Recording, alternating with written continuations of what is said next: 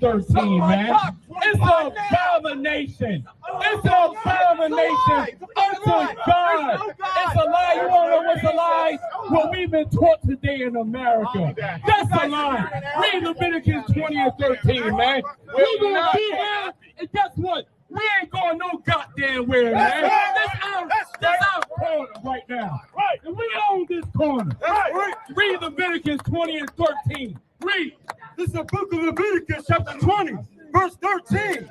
If a man also lie with mankind. Read it again. If man also lie with mankind. I know today in America, they teach it's okay for a man to lie with another man. It's okay for a woman to lie with another woman. But this is what God's saying. If a man lied with mankind, read. As he lied with a woman. As what? He lied with a woman. Why is he saying as he lies with a woman? Why? Because a man was created to lie with a woman. A woman was created to lie with a man. So where's we getting this LGBTQ from? It comes from the devil, man. It's a lie. It is not of God. You got it. Hey, man, listen. You heard when your page said there is no God. There ain't no God, but what? When you live a homosexual lifestyle, what does God reward you with for living that lifestyle? Right. You big dummy. AIDS. Give me Romans 1 and 25. You're the white man that puts his culture over the top of black people, and now we out of our goddamn mind. Like you seen that brother right there dancing half naked. Anybody, the white man is a damn disease. You understand? Anytime you follow anything that the white man do, you gonna go out of your mind. And black people, we are out of our mind trying to follow white people, man. The white man is the devil that the Bible speaks of. Everything about him is demonic, man. Fuck you right back. Fuck you too. You understand? Got the nerve to have them. Fuck you too. Fuck America. Fuck Donald Trump. Fuck everybody. I can't wait for the day that you devil go and change. You can deserve it. Yeah, read what you got. It's the book of Romans, chapter 1, verse 25. Go ahead. Who changed the truth of God into a lie? For what? Changed the truth of God into a lie. Who, can I get the picture of white Jesus, please? Who changed the truth of God into a lie? Where he at? You understand? This is who changed the truth of God to a lie. This is Caesar Borgia. His homosexual lover is the one that painted him. You understand? This is what we're following right here. The white man changed the truth of God into a lie. He said the real Jews was white. We found out they was black. You said Jesus was white. We found out Jesus was a nigga. God damn it. And he stood for righteousness, man. He ain't standing for no man getting in bed with another man. What the hell you doing? Your penis getting hard, putting it up the rectum of another man. You got a demon on you, man. And where did you get that demon from? Christianity. The religion of Satan. The Christian church, the house of Satan. Catholic Church, the house of Satan. Read. Come. Who changed the truth of God into a lie? Go ahead. And worshiped and served the creature more than the creator. Search the creature. The creature's the white man. That's who you serve. You definitely ain't serving the creator. The creator does not allow a homosexual lifestyle. That's right. How we gonna make babies? If you're a homosexual out there, get me right on this. If all men sleep with men and all women with women, how are we gonna populate the earth? Somebody help me. Read. Come. Verse 26. For this cause God gave them up unto vile affection. Gave them up to what? Vile affection. Woman with woman, vile affection. Man with man, vile affection. See, when you come up here today, you're going to get the truth today. You might not like it, you might not agree with it, but nevertheless, it's the truth. Why do homosexuals get AIDS? It's God's judgment. Give me Ecclesiastes 12 and 6. Y'all going to find about the real God today. Y'all teach God is all love. Please. Let me show you how diabolical the white man is. When we talk about homosexuality, the reason why the white man is a natural homosexual, it's been in his nature since he was created. How many people heard of a term called pederasty? Y'all don't know what pederasty is? Look up the history of the Romans. Pederasty was when the white man would take that little white boy and sleep with him till he was about 14 or 15, maybe 16. And you know what he would do? Throw him away and get another little boy. You know how that translates to 2025?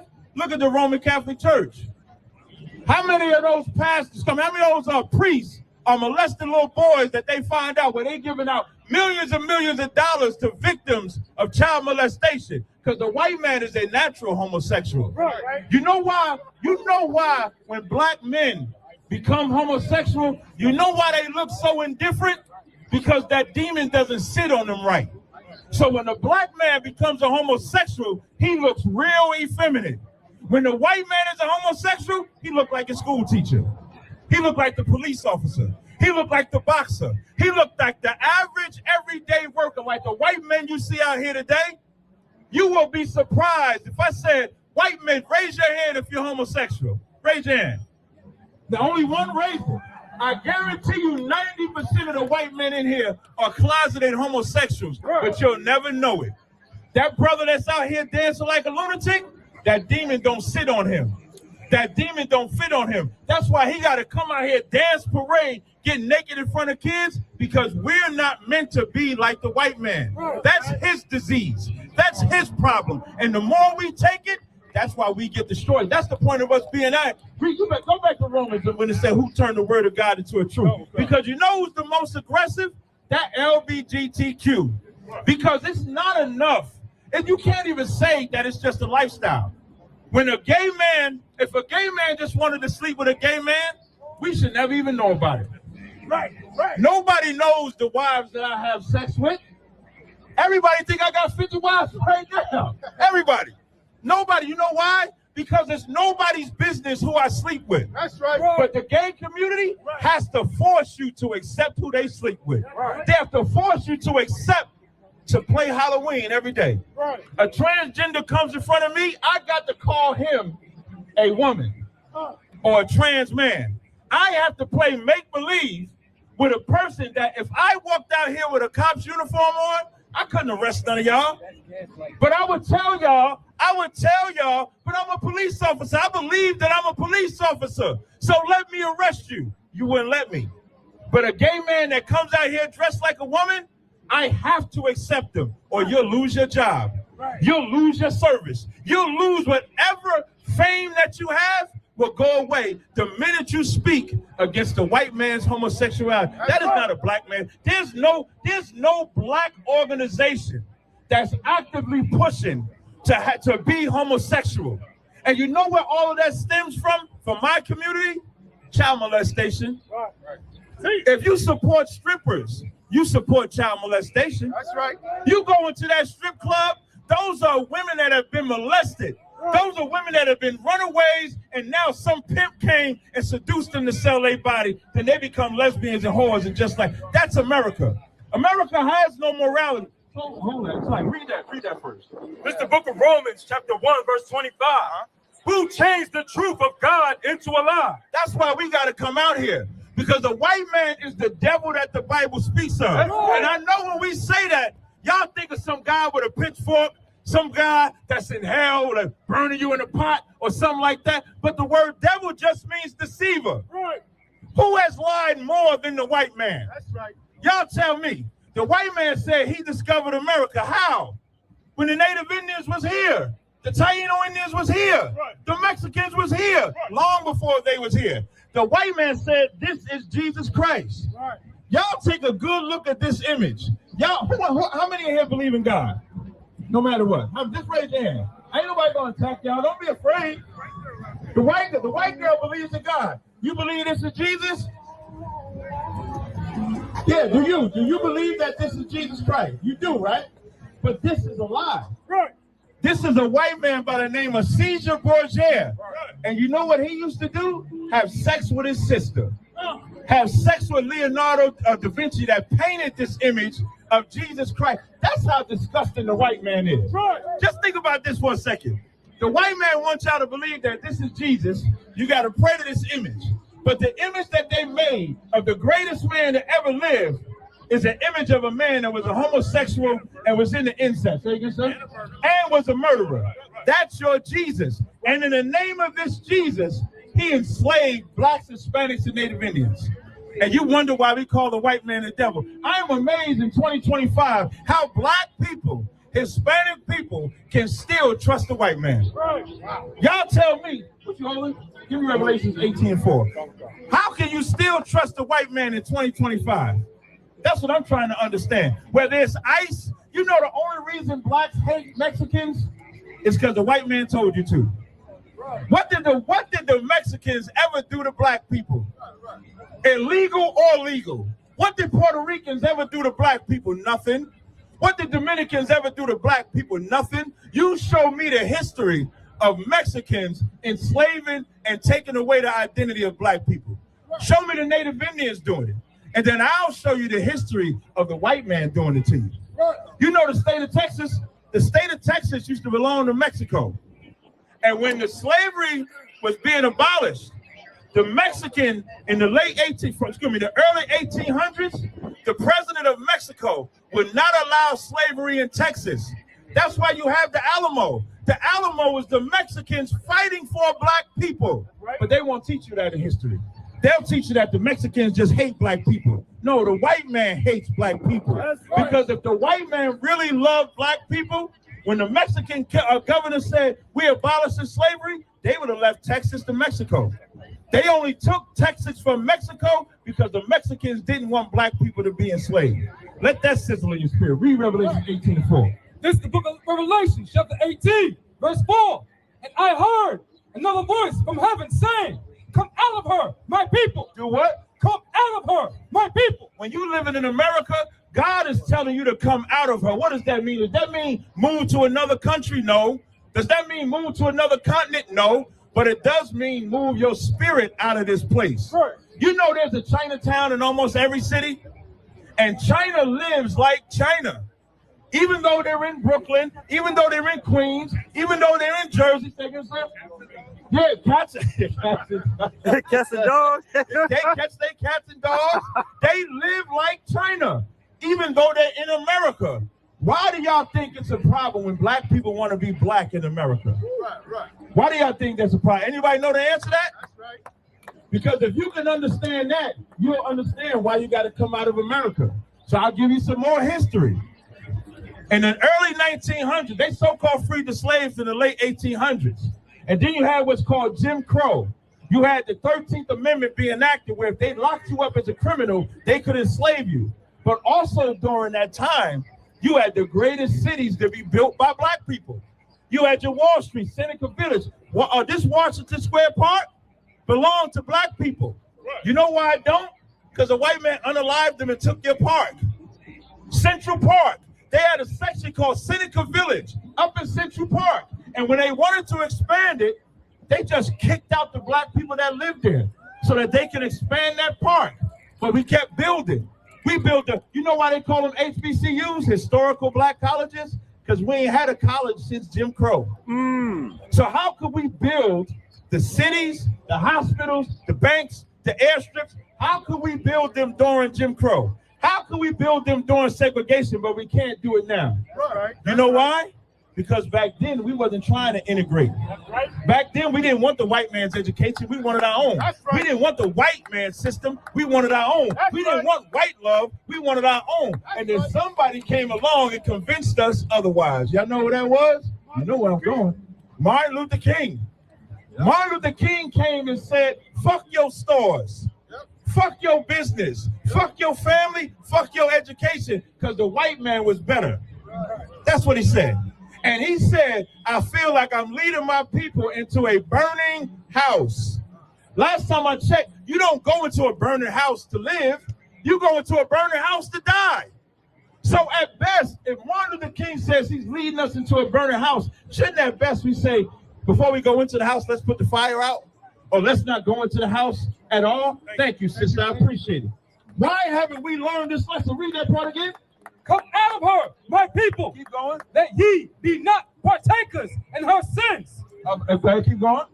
And that ye receive not of her plagues. So God tried to warn us of receiving the plagues of this white man. You know what one plague is? AIDS.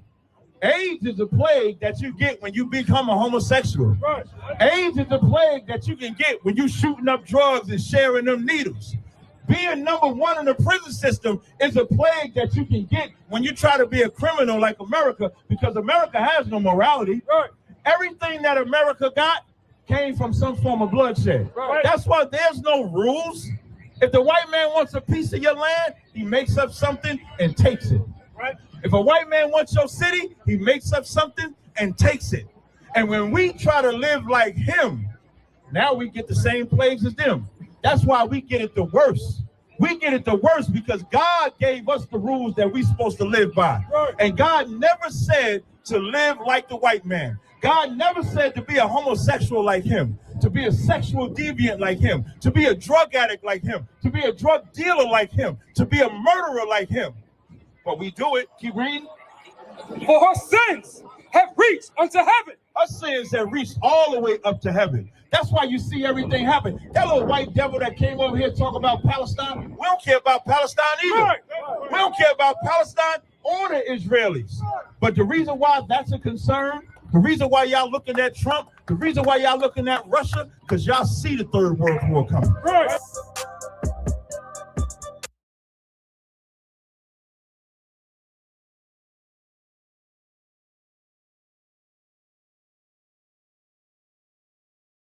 Chose you, us, black and brown people, to be his people. It makes you look at life different. You know what I'm saying? It makes you look at what and who you are and what you was put on earth to do. That's the whole reason I'm in the ISUPK right now. You know what I'm saying?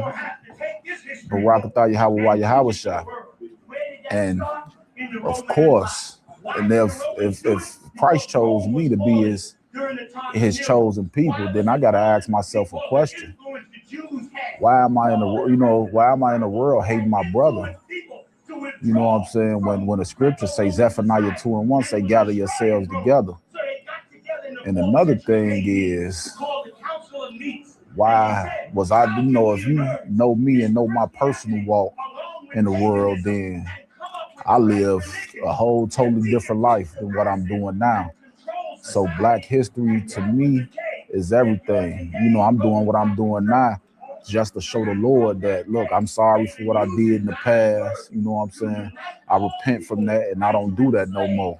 And now I'm just hoping that he look at me in my life and choose to overlook what I've done in the past and say, okay, this brother putting in work and helping to raise up schools and raise up his people. You know what I'm saying? You read the book of the Maccabees brothers, and these brothers refused to sin. They refused to eat that pork. You know what I'm saying? That give you a spirit of warriorship. You know what I'm saying? I always had that spirit, but I was using it towards something else. You know what I'm saying? I was using it against my brothers and my sisters. You know what I'm saying? And you read certain things in the Bible, like when Eleazar, he ran towards an elephant and killed the elephant, but had the Persians that was up on top. You know what I'm saying? And he killed himself. You looking like, damn. You know what I'm saying? Like the spirits that the Most High put on us. I could understand how now that when you look at Black and brown people in the world, how they are the way they are, is because they got that spirit of warfare, but they don't have the knowledge of the Lord. So when you take the knowledge of the Lord with that spirit of warfare and you use it towards what you want, towards what the Most High asked you to use it for, then man, we can be unstoppable. You know what I'm saying? You can see the ISUPK, we growing and growing every day. You know what I'm saying? You see brothers getting raised up to troopers and officers every day. You know, that means the Lord really with this place. You know what I'm saying? Satan tried to destroy this place a couple times. You know what I'm saying? Since 1969, the ISUPK been here, been standing strong under command of General Yohana. And so I'm just happy to be a soldier in the Lord's army. You know what I'm saying? Black history in the Bible is, you know what I'm saying, everything to me, because the Most High could have done away with us and and chose not, you know what I'm saying, not to be with us for us sinning.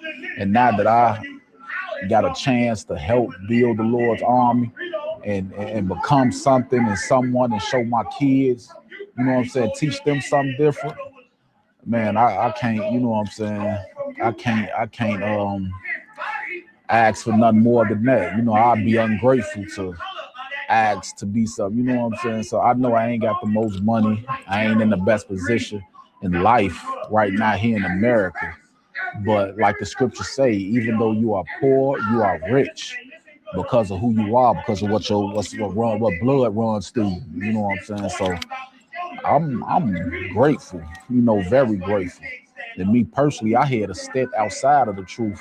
Why even was caught with a handgun and did some time in jail. You know, went through there and taught as well. You know what I'm saying? So the truth is everything to me. You know, anywhere I go, I understand that when I got that oil poured on me, you know what I'm saying? Like when I went to jail, I'm like, man, I'm still a priest. I still gotta raise this yard up out here. And you know what I'm saying? That made me feel better with myself. You know what I'm saying? And man, just being a part of this priesthood, you know what I'm saying? This priesthood, this army, you know what I'm saying? What we building right here on earth, because you know this is what heaven would be anyway, right here on earth. So we building our army right here, the Lord's army, and we just, you know what I'm saying? I'm just happy and grateful that the Lord has chosen me, you know what I'm saying, to be one of the people who, you know, help do this. Scriptures say that, you know, the work is plenty, you know what I'm saying, but it's not many workers. I'm, you know, paraphrasing or whatever. I'm just glad to be one of the workers. They got me feeling like I'm academics. It appears that Iran is not just going to be like, oh, yo, y'all got us. We love y'all now. Pick our leader. They're like, fuck y'all niggas. They've bombed about everybody in the Middle East. Okay, they're just shooting bombs.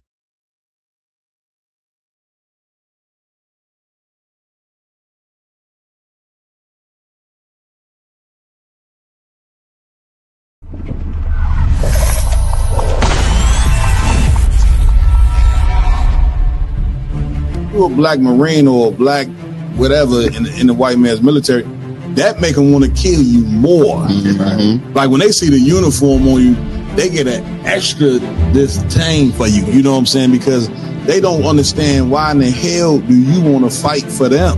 Cared enough about your trials and tribulations, the things that you suffered through, and how to get out of that. That's your history. You don't need a white man to have no remembrances for it. Yeah, man, you chastise the child too hard, or you creating trauma. If you don't say nothing to the child, then you making them soft. That's it. You know what I'm saying? Like, it ain't no way for a black man to be right, even when he is in that. White people that's out there that want to help black and Hispanic people, the best thing you can do is just leave us the hell alone. They are all against you. They all want to destroy you, and the ultimate goal of all of them is to put you back into slavery and subjection. Real Nigga University in 5, 4, 3, 2, let's get it. 1. All right, clap it up. Saying we got another episode of the Round Table of Truth. As always, every Friday, you understand, under Community and Jenna and Hannah. So what we're going to do is, as always, we're going to run it down the chain on why we're even able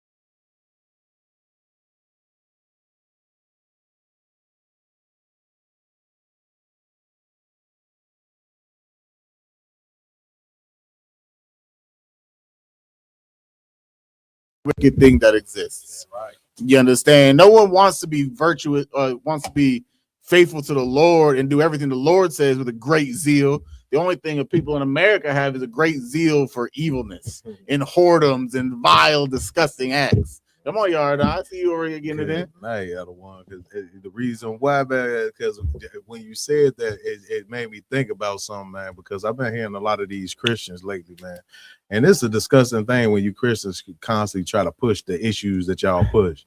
Y'all want, you know what I'm saying, Jesus to be the most high so bad, just so you can not feel guilty about the filthy sins that you commit on this earth, and you know what I'm saying, and how you live your life. And another thing out of one that they push nowadays, and they've been doing this for the longest, so I shouldn't even say nowadays, but they push the narrative that you being saved, you know what I'm saying, and following the law, like you're saying, following what God wants us to do. They say it like it's a negative thing for you to try to try to do that. For you to try to follow the law, statutes, and commandments of the Most High, they make that into an evil thing. Right. You say it is so heavy. It's like we've been in America being oppressed by the so-called white man for 400 plus years. But you turn around, you go to the Christian church, and people, when they talk about serving the Lord and following all of his laws, they look at that as oppression. Right. Like, because the Lord told us don't eat this for your health, that's oppression. Because the Lord said don't put your rod into another man's behind so you don't get HIV, that's oppression. Right. You understand? So you can't chop off your genitals and put new ones on, that's oppression. You understand? That's the disgustingness of this world. Damn right. And that's the Christian church. That's what they feed. And the so-called white man's agenda is to make us think serving the Lord is a form of oppression. You understand? That free will movement nonsense they always say. Right. You understand? It's my life. It's my truth. All that nonsense they like to tell us. You understand? That makes us look at the Lord as an enemy. Right. You understand? When they hear, oh, I can't eat shrimp, crab, pork, or lobster.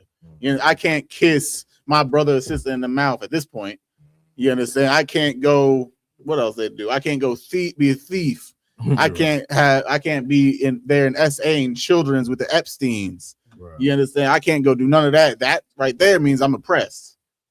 Yeah, that's the evilness of this world. The Lord's laws and how to be a better person, it makes you oppressed. You understand? So what I do, go ahead, Ramon. I was just gonna say, I told Cap, I know Cap put a stat up earlier, and I said this about I actually said it about Christianity and America, how they want you to love everybody and love your neighbor, but they, you know, of course we're gonna talk about this later, but they go over and bomb every single thing possible. You know what I'm saying? And they accept some of the most vile things, but they want you to, you know, love your neighbor, you know, and they don't. It just show you that Christianity shows you how America utilizes the Christianity for its wickedness and how it uses us to keep us subservient to America. You know what I'm saying? Instead of us being having the Most High as our father, a lot of our people, they take America as their father. That Christianity teaches them that America is your daddy. That's why I say in God we love, and God we trust. All of that stuff is to bond Christianity with the white man. You know what I'm saying? So it's just heavy that you bring it out. There's a lot of stories that's gonna even dive even more into that we're doing today. So you understand? If America and look at our communities, right? You see how we're prominent in gun violence, as you know. We understand because of the oppression, all the evilness the white man is flooded into our neighborhoods, the crack cocaine, the guns. You understand, the tearing fathers of the black homes, and now we just dogs upon each other. You understand, but at the same time, we're all flooding the church. You understand? It was from the 1980s. It was $420 billion. That was like a decade ago. You understand? That number has definitely risen. You understand? But that same Christian church tells us turn the other cheek, love our neighbor, forgive our brothers, and all that. But where is it? Where's the forgiveness? Where is it turning with the so-called turning the other cheek? You understand? They say it all the time. They say it. They say they faithful and they love it. But at the same time, we shooting each other, serving each other drugs. You understand? Murdering each other's loved ones and everything like that. And I'm not just saying that about us. That's just the earth. That's America in a whole. And that's the hypocrisy of this place. They say one thing, but make sure that they propagate one thing, but everyone on the earth is doing the exact opposite. But that's not frowned upon. Frowned upon is I'm gonna love you truly like I love myself. I'm not gonna sleep with your wife. I'm not gonna steal your money. You know, that's frowned upon. You understand? We see it all the time everywhere we go, man. Tell them, like I say it all the time to the people I slave with, man. I can loan this brother $500, and I know for a fact I'll get it back.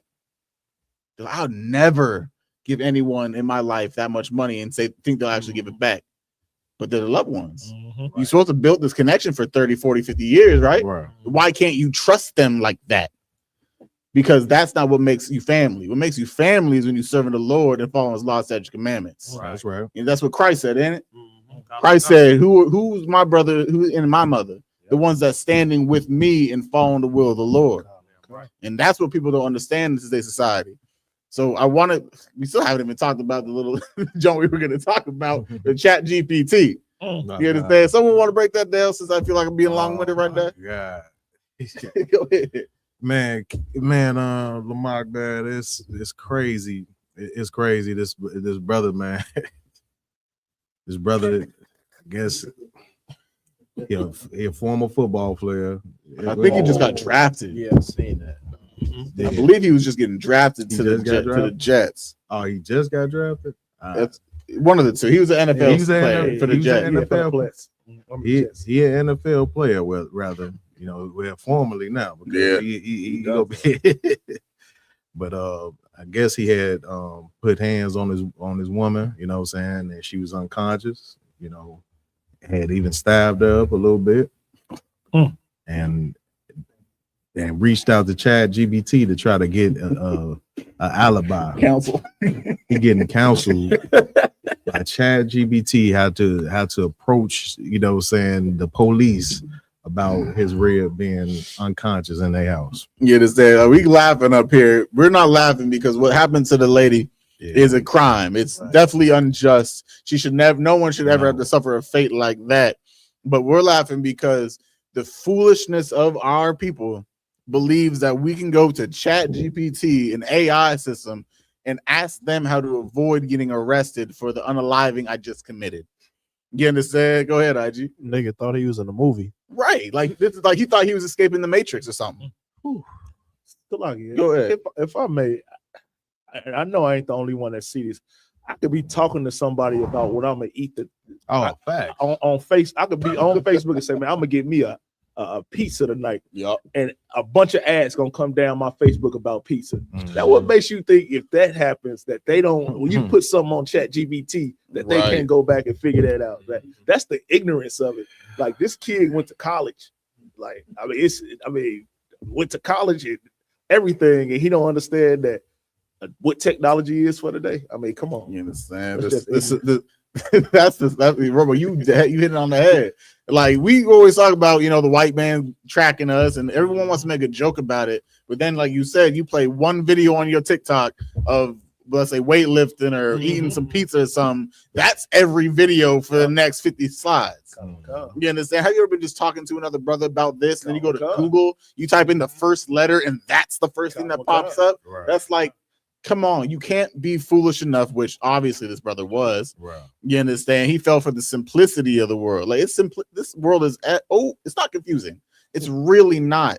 But because of the Christian church, because of the white man, his propaganda, and how much he controls the airways, he's made this place seem like it's just super hard to navigate through. It's really not.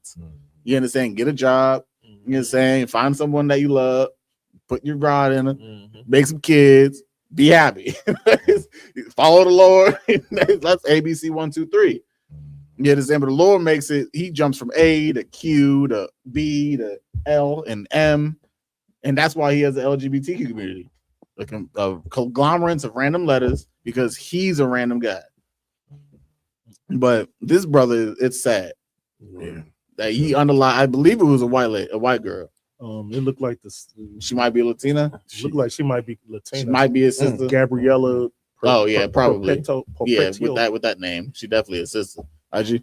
So I'm just assuming, once he asked Chat GPT that, I'm assuming the AI said, "Let me contact the police department." This nigga tripping. If I could. Go ahead. So he tries to word it in a fashion like, like he found her, you know what I'm saying? Like he found her when he woke up, you know what I'm saying? That he trying to talk to the police about it, but ChatGPT is he talking to him like a dummy, you know what I'm saying? Like the computer is talking back to him like you like, okay. Don't worry about it. Yeah, don't worry, don't even stress it. We gonna get her up out of here. Right. I'm gonna show you exactly how to handle this, you know what I'm saying? As they contacted the police. Oh damn. Imagine you getting played by a robot is saying, "Oh, don't worry, I got you. Right. Just calm down. You won't get caught." At the same time, the sirens at your door, man, that's a shitty situation. But that's the thing is that we need to just stop being that right there. Obviously, was probably due to emotionality. The brother was probably over emotional and ended up doing something and letting his anger in that brief moment cloud his judgment as a man, which is what happens to the majority of people that commit crimes. Is that they let their emotions take over their intuition and their proper judgments. If I could, sir. Go ahead, and then I got you.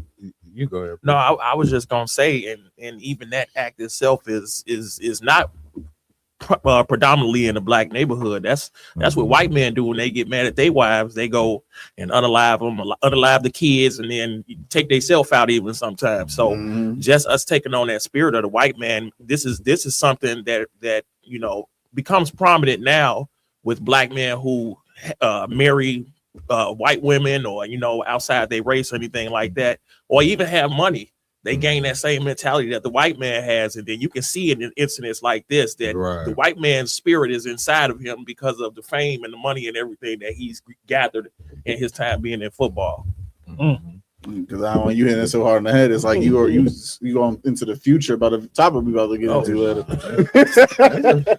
Nah, but that's how it works. Right. But go ahead, y'all. What do you want to say? Yeah, I just wanted to add on to what the brother was saying because he was right. Like you said, he was right on point, and it does align up to a lot of what the lineup is because people believe that just because you have money and success and so-called success, because you got to look at what this world views as success. If you think about it.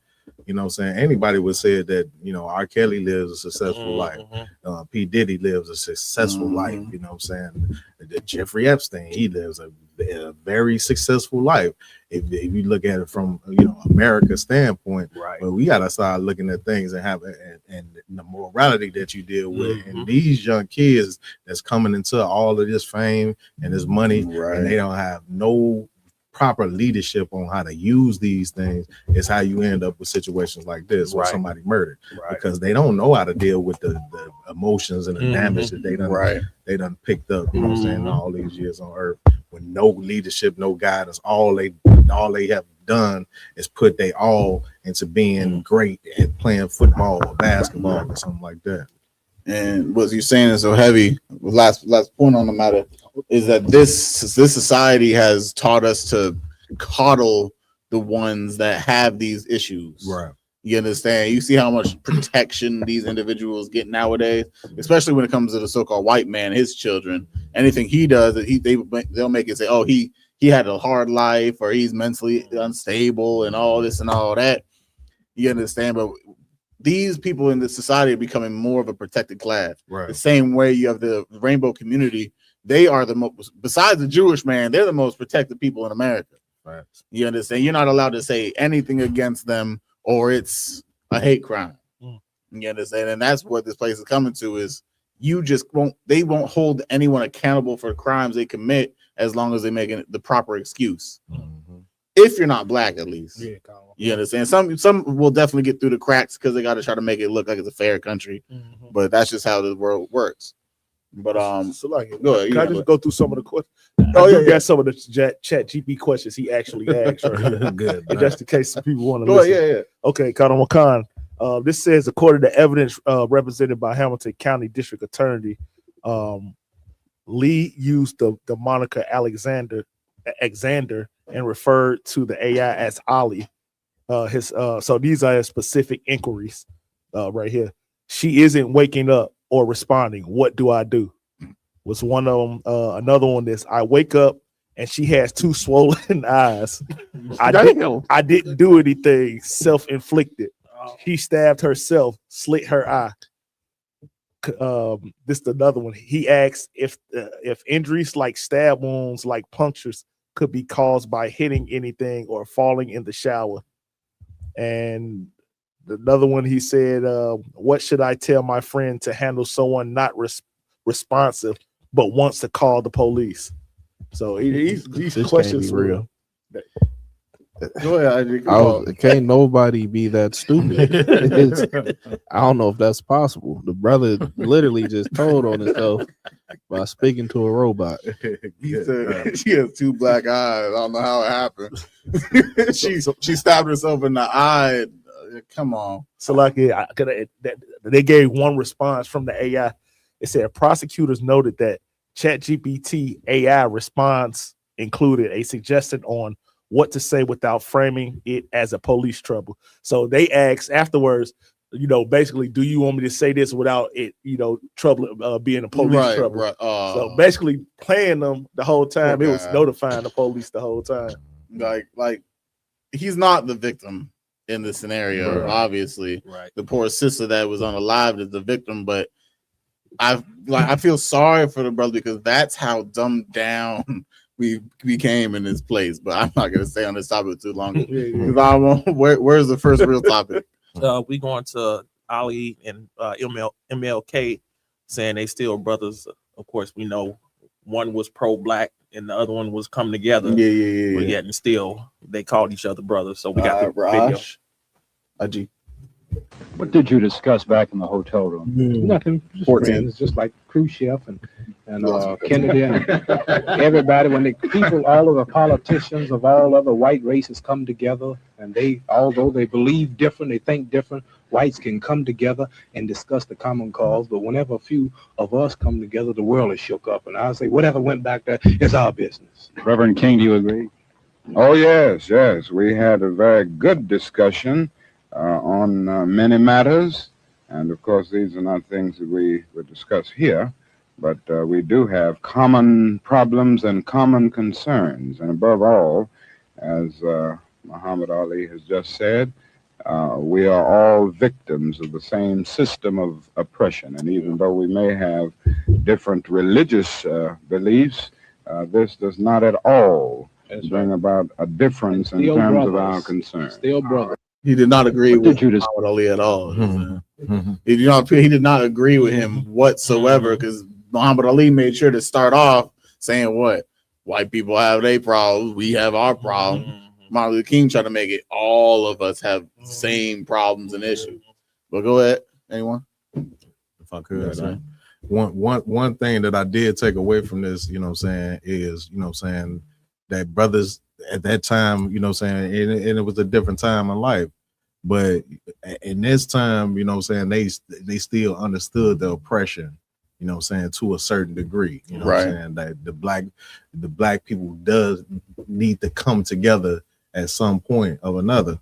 Right now, brothers are just too emotional. You believe so much in Allah and you believe so much in, white Jesus so much that we can't even put these things aside and understand that our community need us to have these discussions on how to fix the problems in our community above, the differences we have in the Bible and the Quran and all these different things. And that's what anybody should take away from even these brothers right here, even though we know this was probably it for them. But if we can learn from that and just sit down at the table and not get all in your emotions all the time and just try to do something for the community, then we can probably accomplish some things in our community. Right. Yeah, what you're saying is so heavy. I want to give a big shout out to Captain Kaposh out in Indianapolis. We were out there not too long ago, and what he's setting up out there in Indianapolis is the Neighborhood Watch, I believe, where he's bringing upon different factions of Black, Hispanic, Indians out there. Of course, the Israelites that the Lord calls us to be, and making sure we can actually just sit down and try to work on the communities, even with the differences that might come. Damn right. You understand? Sometimes we got to put it to the side because the nation is more important than our individual thoughts, at least right now. In time and seeing the community grows, they'll start to see which one of the organizations or whatever the case may be is following in the right way, like the right path. You understand? Because like the scriptures say, let's not two walk together unless they not be agreed. I feel like I butchered that just now. But you see where I'm going. Like eventually the differences are going to subside and one faction is just going to kind of merge into the other faction as long as the end goal is the right goal. You understand? But a lot of people, they too prideful and greedy to set their organizations aside and merge with another one because they don't want to lose that power and authority they used to have, especially when it comes to coming into the school. That's right. Coming to the school, the power you used to have in whatever faction you used to have, Right. that's gone. You understand? You can be a young man J, a young man F. It doesn't matter. You're going to be told to pick up crates, shut the F up, read, all that good stuff the same way we all had to do. And if the Lord wants to see you back in the place of power, you'll get raised up like you get raised up. You understand? Look, we had Officer 5,000. Y'all get raised up last week because the Lord saw fit that brother deserved higher power than what he had previously. And that's all it takes. Your dedication to the Lord is what gives you power, not the money, not the congregation, not the followers, none of that. What gives you power is the Lord and his laws. You understand? As long as you in the UPK, that's period. Go ahead. If I may, just to piggyback off what you're saying, and that's why the ISUPK under Commander Junior Hana, we don't affiliate with nobody else, because when you affiliate yourself with other people, then you're allowing them their ideas to be joined with what God told us not to do or told us to do. And the one thing about the ISUPK since 1969, we've been following the Bible to the T. We haven't branched off to do the lustful things that we've wanted to do, but we do have other groups that has done that. The Christian Church has done it. You see, the Muslim Mosque and Islam has done it. The only people that we know on this earth, that I know on this earth, that stayed true is the ISUPK under Commander Junior Hana. Right. You know, to get a brother a hand. Anything else on this one? IG? If I could, sir. I couldn't even focus on the topic of the conversation due to his voice. It's like he tried to hypnotize you with that church voice. Oh my God, it's terrible. Some Christianity just got some terrible witchcraft on top of it. What you say is so crazy. Like that's how all pastors talk now. You know, they want to deepen their voice and like kind of sing their words and make it seem like it's a melody of some sorts. You understand? To try to that's like a serenation. You understand? Oh, and the Lord. And at the end, they be like, and God. You understand? They always try to put that little emphasis on words or phrases to make you think like that's just how holy men are supposed to talk. You understand? But I have a rude awakening for you, people in America, blacks, men, Native Indians. The real prophets of the Lord talk like niggas, just like you. That's right. You understand? The Bible was written in the tongue of niggas. And that's just how it goes. That's why you can't understand half the scriptures, because you got the white man's language in your mind. You got the white man's mannerisms and his philosophies in your mind. That's why you can't understand the Bible, because you don't even know what it is to be a real black person. When I mean a real black person, I mean an Israelite. You understand? Of course, the color on your skin, wash that away. You know, that's irrelevant. You are done? If I could, sir, just one more on this one. Because you know what I'm saying, when it comes down to stuff like that, this is the reason why, you know what I'm saying, like people don't understand. Like when you come in contact with the ISUPK, you know what I'm saying, you're a black, Hispanic, Native Indian. We not, you know what I'm saying, mugging you, trying to, you know, oh, you a Muslim, so I ain't gonna have a proper conversation with you. We look at you as our brother, you know what I'm saying, and we can have a conversation. Now, if you go to the Bible, you know what I'm saying, and you go to the Quran and you want to battle, you can have that too. You can have it your way, but because we not gonna, you know, just back down to anybody, but we can have a cordial conversation and, you know what I'm saying, get to the bottom of things. And that's what these things will be more important than, you know what I'm saying, us, you know what I'm saying, just talking about each other's downfall when we among each other. If anybody have come in contact with the ISUPK under Commander Junior Hana, you know what I'm saying, when we go out to these events, anybody would tell you, you know what I'm saying, these are just brothers. You know what I'm saying? They have excellent conversations. You know what I'm saying? It's not all about just beating another person down, but when it comes down to the truth, you have to be willing to accept the truth for what it is. You know what I'm saying? The truth ain't gonna always sound good to you, and you know what I'm saying, and be pleasant to your ears like Martin Luther King singing to you. You know what I'm saying? That's the one thing. You're right, Yardon. One thing is like the same, like Captain Quad, and of course, all the brothers in school always say, the truth is like a medicine. You understand? It might not taste good. It might not feel good when you have to take down that bottle of NyQuil or Dayquil. You understand? But at the end of the day, it's for your health. So make sure your life is better, even though it might not feel good. You might not want to take it. I know I hate taking medicine. I'm just gonna be straightforward. If I'm sick, I'm gonna ride it out until I feel better. That's just me, unless like I gotta go to the doctors or something like that. Let me not say this up in front of our our medic over here. He's gonna say I can't come to nothing. You understand? But that's the whole point of the truth. It's a medicine for you to be healthy. Right. You understand? You don't do these certain things so you don't get cancer. You don't do this so you don't get AIDS. You understand? You don't do this so you don't get shot. So things don't happen to you that might threaten your life. That's the point of the law, statutes, commandments, and so you can have a long life and live healthy. Right. You understand? That's medicine. That's the truth. We gotta start looking at that aspect of the truth instead of it taking away things from us. Right. If I may, real quick, and one more thing for that the video we watched, they made this portrayal on like we going through the same oppression and we going through the same this and going through the same that, but both of their religions involves another race of people basically being over them. Right. So they really being a hypocrite to what you're really preaching. You're preaching that I'm in oppression and we going through the same struggles, but here you go with Christianity that allows the white man to be your daddy. You know what I'm saying? And even in being a Muslim, though, a white man, your daddy in that too. You know what I'm saying? So no matter what, that oppression that you're talking about, you really it's a big old hypocrisy, and you just saying words just to just to gain favor and maybe gain money, from the people. So give my hand. Yeah.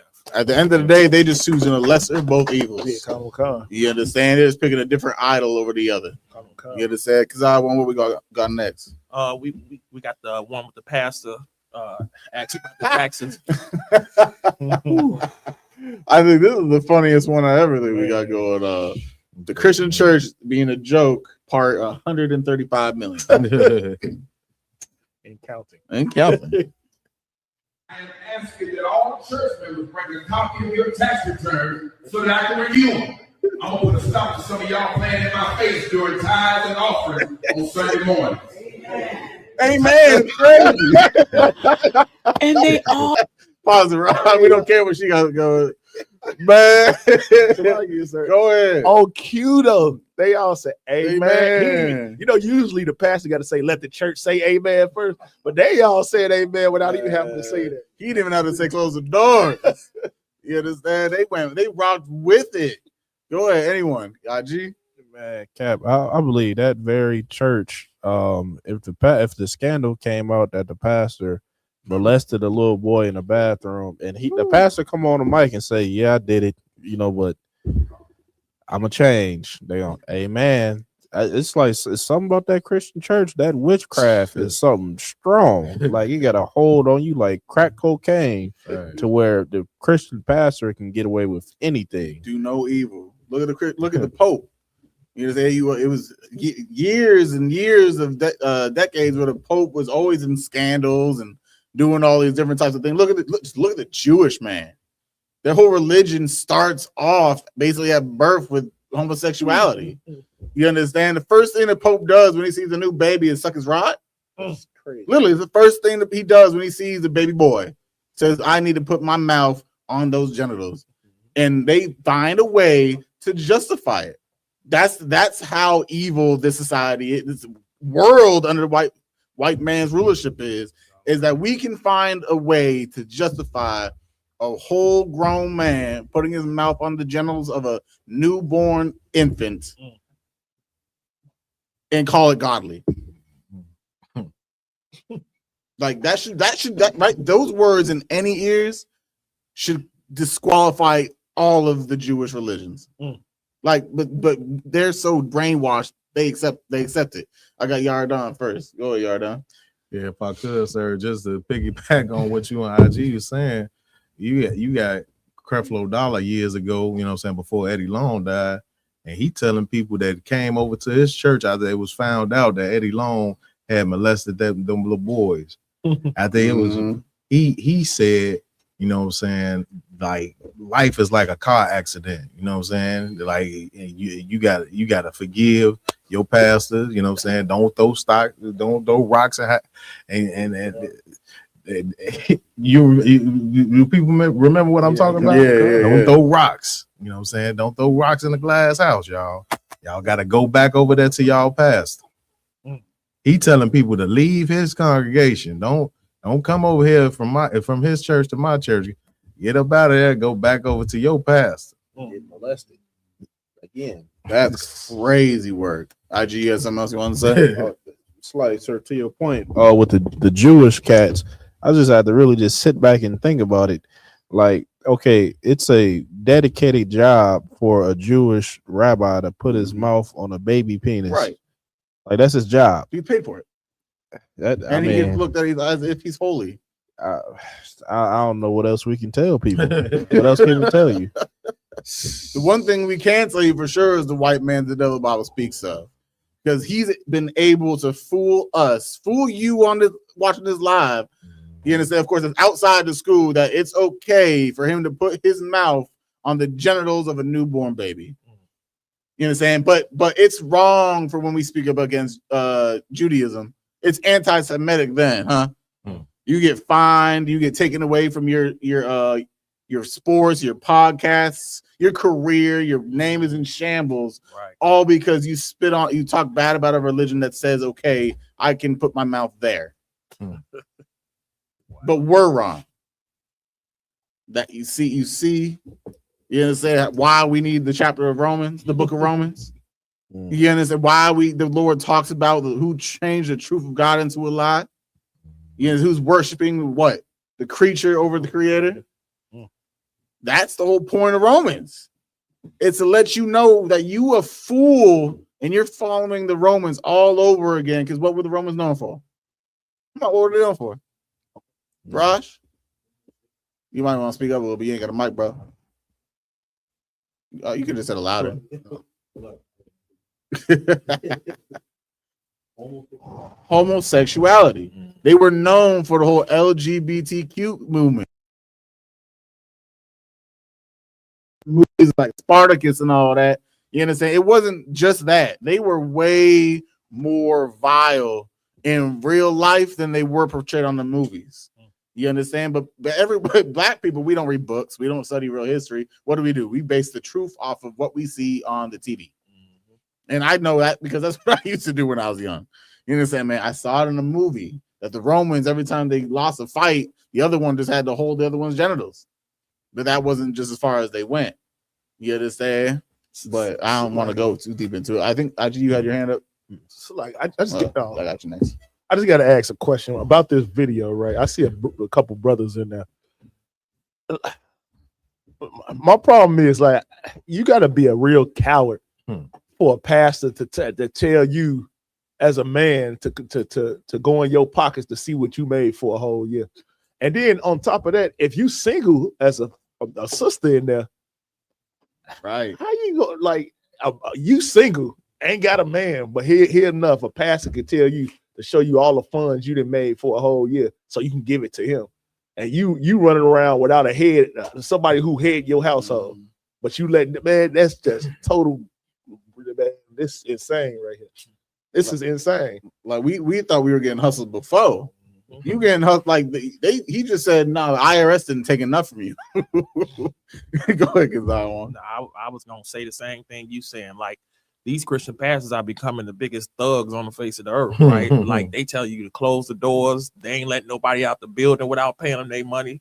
They tell you how much you got to pay them. Yeah, 1,000 on 1,000. And now he telling you that you got to bring your tax return when that is a personal document between you and IRS. Like we can't even help people with they taxes at my slave. Like HR cannot help you with your taxes because your personal information on Right. They can't make suggestions or Right, nothing. They have to just say this is what happens if you do that, but they can't say I would suggest. They're not allowed to do that because now you're impeding on a federal document for somebody else. Yep. I mean, that's how. But the crazy thing is about what he said, what he's talking about. He's saying that they need to show their taxes so he can see which one of them isn't paying enough when the collection plate come around. You understand, man? This man got 10 racks back and he put $2 in the bucket. That's what he's doing. That means he's sitting there while they pass the collection plate while he spews garbage out his mouth saying, did you see Sydney? She just put $2 in it. She just made 10K this month. She got 10K. 25 per kid. See all the kids. You see all them starting those kids that I'm touching. Well, I'm only getting $2 per kid. That's how disgusting it is. Y'all can get yours first. I have my both. So like if I just add one more thing to it, that's just like the white man does to us in our neighborhoods, right? You got the poorest neighborhoods. The poorest neighborhoods in America are Black and Hispanic neighborhoods due to the situation, the structure, right? But the same Christian churches in those same poor Black neighborhoods robbing the Black and Hispanic brothers and sisters out of the same money that the white man is already robbing you out of. So that's why the Bible says you are like your father, the devil, because these Christian pastors are just like their daddy. You understand? They don't care about their own people. They just care about that money that they're going to get. That's right. You're right. You understand? And that's okay. We got two more on this. Raj, can we get the second one, Bubba Shaw? Yeah, is this the second one already? Yeah, part 2, please. Tax returns that I requested. Thank you for your obedience. For those of you who did not do as I asked, I will deal with you all immediately after service. We gonna get this money where it needs to be, one way or another. Amen. I'm an amen at the end. It's frustrating. He forced it. Amen. You know, come on, who wants to start this one off? This is irritating my soul, but it's hilarious.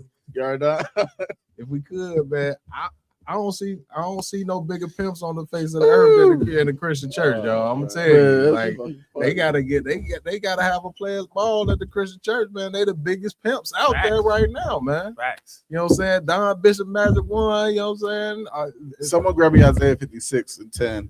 They ain't got nothing on what these Christian pastors doing right now. This crazy work right here. IG slide, sir. I mean, we got all the masculinity in the world in our ISUBK, and we not strong arming nobody. The Christian pastor is gay as all can be. He talking about I'm gonna deal with you later, and they running in there giving the money up. Man, what's crazy work is like they're in line, like it's a concession, like they're going to vote or something. They weren't just handing like the slip; they were in yellow envelopes. Yeah, they're handing an envelope. Here's this, and then he has the audacity to check all the ones like, well, whoever ain't giving me yours, I'm gonna catch you in the back. That's even worse than a pimp. You understand?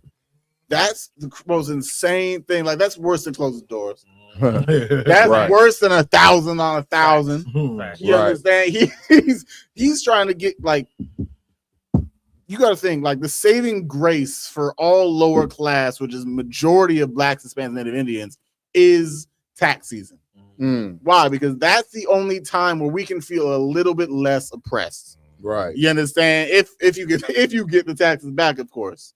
You understand? That's a saving grace for majority of us. I already know it. You know how hard it would be just for us to be. Well, of course it wouldn't be hard because the school was so beautiful. But we got Passover and all these other things, bills, life. You understand that happened. Passover demon is real. And I know a lot of brothers in the school are facing that Passover demon because the Lord Satan is going to do everything in his power to make sure you cannot go. Right. And what's the one thing that makes sure you can't go besides the brotherhood is them funds that we get from the IRS. If we get them, of course. Right. You understand? But those taxes are a saving grace for families, for single mothers, and all these different types and brothers out there in the world breaking their backs for the white society. Like that extra little 1,000, 2,000, 3,000 is another lifeline. You understand it? And obviously, the white man's so evil. He takes taxes all year out of every one of our checks, and we don't even technically see all of it. Right. You understand? Me personally, they're taking $600 a check. You understand? Yeah, I'm basically paying half of my income just to taxes. I might have filed wrong or something. You understand? But at the end of the day, that's like taxes are just a saving grace. From the white man's stolen money that has the audacity to pay you less than what he took.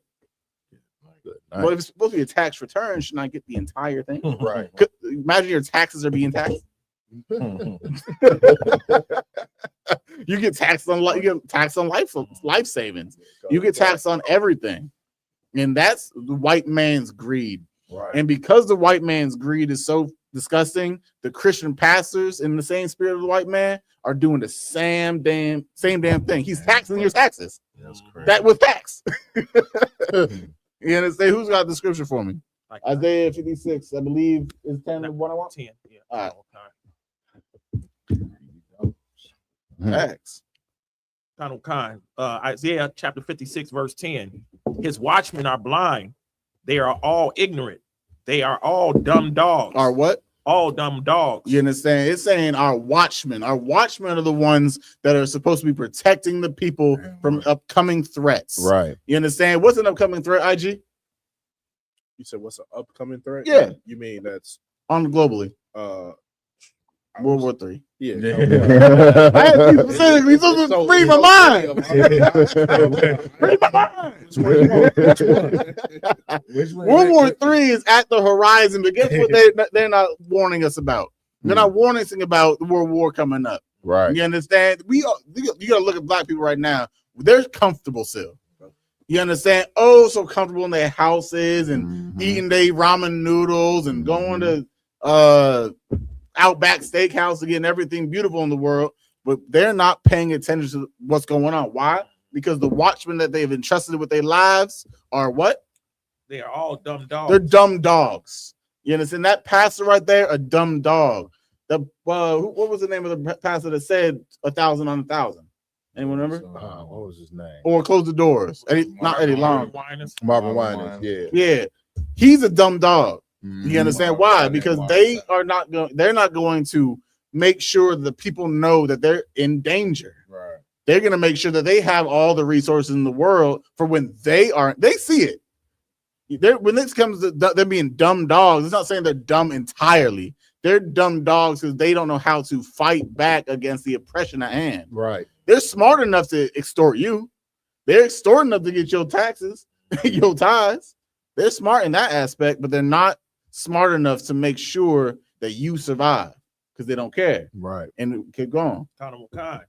They cannot bark, sleeping, lying down, loving to slumber. You know, so they just love to sleep. They don't want to have to face or worry about the troubles of the earth. You understand? As long as they're filling the linings of their pockets with the money that you're paying tithes with, they don't care. Right. You understand? Your Christian pastor is coming to your church and probably doesn't even live in your hood. It's a fact. Imagine that. Your pastor lives in the white neighborhood with the white picket fences and is driving to the other side of the city or the state to teach you about the struggle. Right. About the struggle. Crocodile Dundee shoes. You understand? His nice suit and tie, his Rolls Royce, and his wife with a $50,000 wedding ring on her finger. And he's going to come to the south side and west sides of all ghettos and talk to you about the struggle that it takes to serve God. You heard that? If I could just piggyback on what you said, sir. Mike Epps, he was talking about him visiting TD Jake's house. And he was like, when he pulled up, he was like, this is what heaven gotta look like.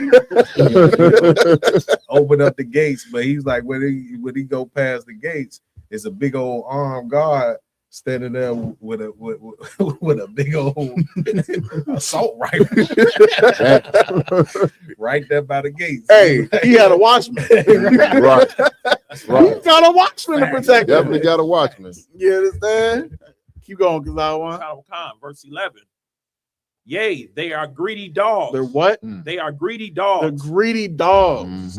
You telling me that pastor was not getting enough to make sure his organization, his church, and his well-being was taken care of? You tell me that? Oh, God. You see how on point their amens were? That takes some time. Oh, You understand? You know how hard it is just to get us to do a Imam Shabbat in the right order? Man. We gotta suffer for 9-10 months at a time Man. just to get brothers to get the cadence down right. Right. You understand? And we're equipped soldiers. They ain't. You feel my point? But at the end of the day, they're making enough money. Why do you think there's so many churches in America in itself? I believe we looked it up not too long ago. There's like over 9,000 churches just in the state of Illinois alone. That's crazy. Well, how do you think they're all existing? Because money is not the issue. You understand? But this Christian pastor has the audacity to tell you, you're not paying enough in the collection plates, so I need you to run your taxes. I need to see the numbers that you make in the federal government of the United States of America. And based off of that, I'm going to deem it worthy if you're really a faithful follower or not. That's wild. Go ahead. Hey, so like I said, and then if somebody come up too short, don't get it wrong. They will embarrass you in church. You know what I mean? I found out that brother Marcus, he only been coming in here dropping $20 every week in the plate. He make over $7,000 a month. Right? He don't love the Lord, man. Just like the pastor did to that woman, that sister. She said, "I got 1,200." You understand? He said, but that's not what I asked for. Right. That's not what I said. I said 1,000 upon 1,000, which is 2,000. You feel me? He said, that's not enough. You don't have enough money to serve God, is what he just told her. And she said, I'll find a way. And guess what? A lot of people, well, of course, hopefully not her. Her finding a way is OnlyFans. Right. Finding a way is drug slinging. Right. You know, finding a way is doing some grotesque thing to our own people to make sure we can serve God. You all right, on?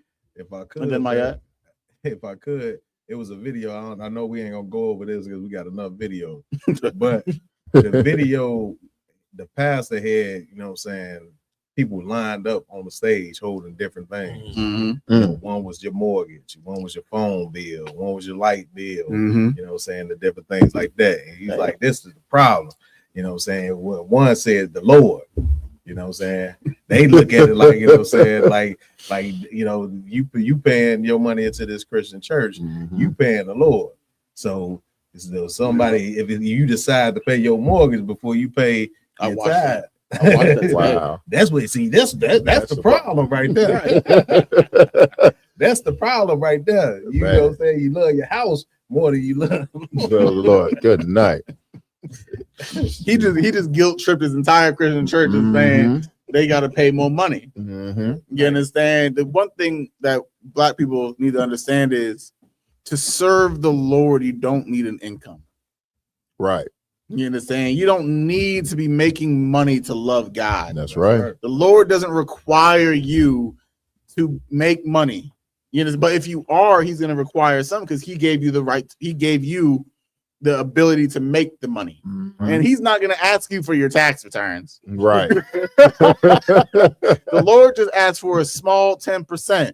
Of course, depending on, you know, your lifestyle, 10% might be a lot. You understand? But guess what? The Lord's going to see the sacrifice you made. And when you make them sacrifices, which really not even a sacrifice, but at the end of the day, you only see the beautifulness of it when you're in the UPK. Right. Why? Because if you're paying those tithes and you end up struggling at the end of the month, you have someone or an entity that loves you enough to help you through that trial. That's you understand? That's all it is. The Lord is about basically a give and take. You give him what he requires, which is following the law, statutes, and commandments, pay your tithes, don't do this, so forth and so such. He's going to give you back what you need. That's right. It's that simple. But when you do it in the Christian church, you're not going to you're not going to be on the receiving end. You understand? You're just going to keep giving and giving and giving and get a song at the end of the day and then an excuse on why you're still not successful. Right. Maybe you're just not loving God enough. Right. You haven't given enough Hail Marys, or you understand? You haven't given enough tithes. You were short $800. You understand? That's the nastiness that the Christian church will make you feel is you're not good enough to serve God because you're broke. And so, like, so if I may, most of these pastors are competing. You know what I'm saying? Being a Christian pastor is a competition sport. You know what I'm saying? So they see the Creflo Dollars, the TD Jakes. You know what I'm saying? The such and preacher such and such out here making mega millions and having them mega churches, and they all want to inspire to that. A lot of these cats grew up hearing about, you know what I'm saying, seeing the pastor drive the Cadillac, had a nice house, had a nice suits, and hearing about people's grandmothers spending their life savings. You know what I mean? So if they can get you to line up and show your taxes, show me your mortgage, show me your light bill, you know what I'm saying? They hoping to get the congregation where the grandmother will not pay her mortgage, where the grandmother let her miss out on meals and just suffer silently while she put all her money in the collection plate. You know what I mean? So they got into the racket of being a pastor with high hopes and dreams, and when they fall short, you know what I mean? When they card notice due, when it's time for their mortgage to come up, that's when they start making all these demands on the congregation. So, like, if I can just piggyback off what he said, this reminds me of the movie Soul Food. Soul Food, the pastor came over every Sunday to eat. They gave him all this respect, but that house was in turmoil. Big Mama's house was finna go into foreclosure. The Christian, while you inviting him over and feeding him and catering and serving him, that same Christian pastor watched your whole family get destroyed and did nothing about it. Yeah, I'm right. Damn right. Facts. Man, and we're gonna keep loading on and discussing this of the Christian church real quick. We got one final video, Raj, if you could, Boba Shah. There's so much to discuss. Sanity. They gave you so much. I mean, why he loads that up, sir? Go ahead. One second, Raj. What our people don't realize is that Christianity is the number one stronghold.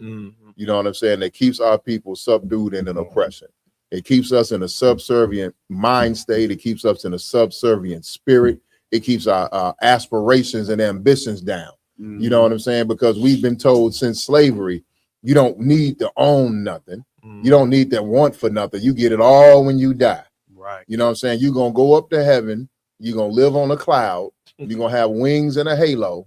And you're going to get it all after you die.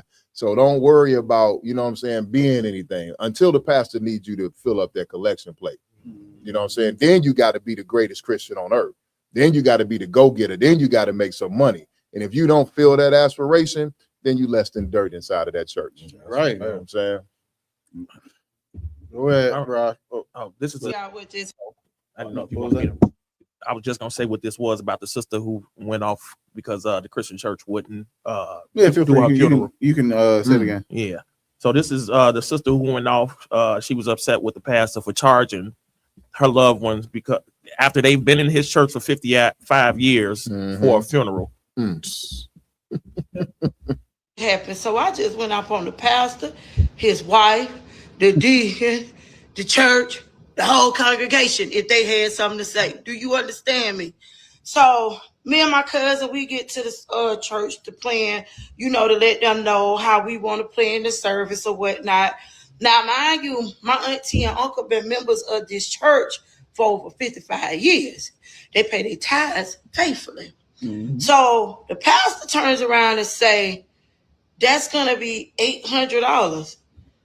$800 for what, pastor? He said, well, you know that in order for us to preach this service and do a nice homegoing, the church got to cook, and I got to pay my ushers to clean up, and then I got to pay some of my deacons to come. I said, you got to pay them to come to a homegoing for your faithful members? I said, let me ask you something. Where the money at when they pay their tithes every Sunday? Where they money at when they paid for pastor anniversary? Right. Where they money at when they paid for church anniversary? Where they money at when you did fundraisers? Where they money at whenever you did these cookings and all this extra stuff? Where they money at when you needed something for your light bill? Where they money at when you needed something for your rent? Where they money at when your mama and your daddy passed? And the last time I checked, my auntie did the cooking, and my uncle was running around here trying to help get you a suit. These folks been members of your church since they was little kids, and they was watching you grow up. And you finna sit here and tell me your money hungry ass finna charge us to have a service here? I believe the hell not. I say it's kind of funny how you praise people and you love people when they sit in front of you. I say, because you get up there and you say everything that you know they want to hear. You don't preach nothing about God. All you preach about is the tithes and what somebody gonna do in building this church and building your house, getting you a brand new car. Little Tommy need to go to school. Your wife need a new hairdo or a wig. Your daughter needs surgery, and I need this and I need that. And Sister Johnson over there, she having problems in her home, and Sister Sarah over there, she having trouble walking, and I need y'all to raise some money for her medical bills. And I need for y'all to just Bro, I didn't think she was gonna go in like that. Get a sister a hand, sir. She need a flyer. She need to come sit up on the podcast. Yeah, Right? Yo, she got that pastor performance down pat. You know what I'm saying? And this was awesome. That's it. And the thing about it is, you know what I'm saying? She's facing the harsh reality of black people following the so-called white man's religion instead of actually learning what their culture is. Because before this incident, if that sister would have came across the UPK, she'd have told us what, sir? We don't know the Bible. That we shouldn't say that about the church. You know what I mean? And she's not alone. You know what I mean? My aunt passed away, right? They had the big funeral and everything. They up there telling how much they love her, and everybody in the church is agreeing and amen and nodding their heads. And then a year later, show you how the Lord worked. I just happened to end up at that location at that church for my job. And I'm like, damn, I'm having deja vu. I walked in there. I'm like, okay, I'm talking to people. So I talked to the administrator. They let me come up. And as I'm interacting with the people of the church, the pastors, the deacon, you know what I mean, the assistant pastor, whatever he was, I'm like, yeah, my aunt went here. And I keep saying her name. And they like, who? Who? Now, keep in mind, my aunt and my uncle made very good money their whole life. You know what I'm saying? And she was faithful to that church for about 40 years of her life. Paid tithes, did everything. She was there every Sunday, every event, dedicated her life to that church. And a year after she gone, who? Come on, man. That's like it, sir. No, I'm just gonna piggyback on what you were saying, Priest. I ain't want to cut you off, but she was a number to them. Okay. They was a number, you know what I'm saying? They know brother and sister Blase Skippy coming through. That's gonna be, you know what I'm saying? Yeah, that's another $2,000 a month right there. Yep. $2,000 a month. Yep. Man, it's 55 years, 34 years of dedicated to garbage. Right. Dedicated to, like the scriptures say, ravening wolves. That's right. That are just here to eat up all your resources. You understand? Imagine how much money we pay for this is our little 10% for the last 5, 10, 12 years for some of us. You understand? That's just the Lord's required 10. Imagine how much they've been spending to the Christian churches. God knows how much. Right. You feel my point?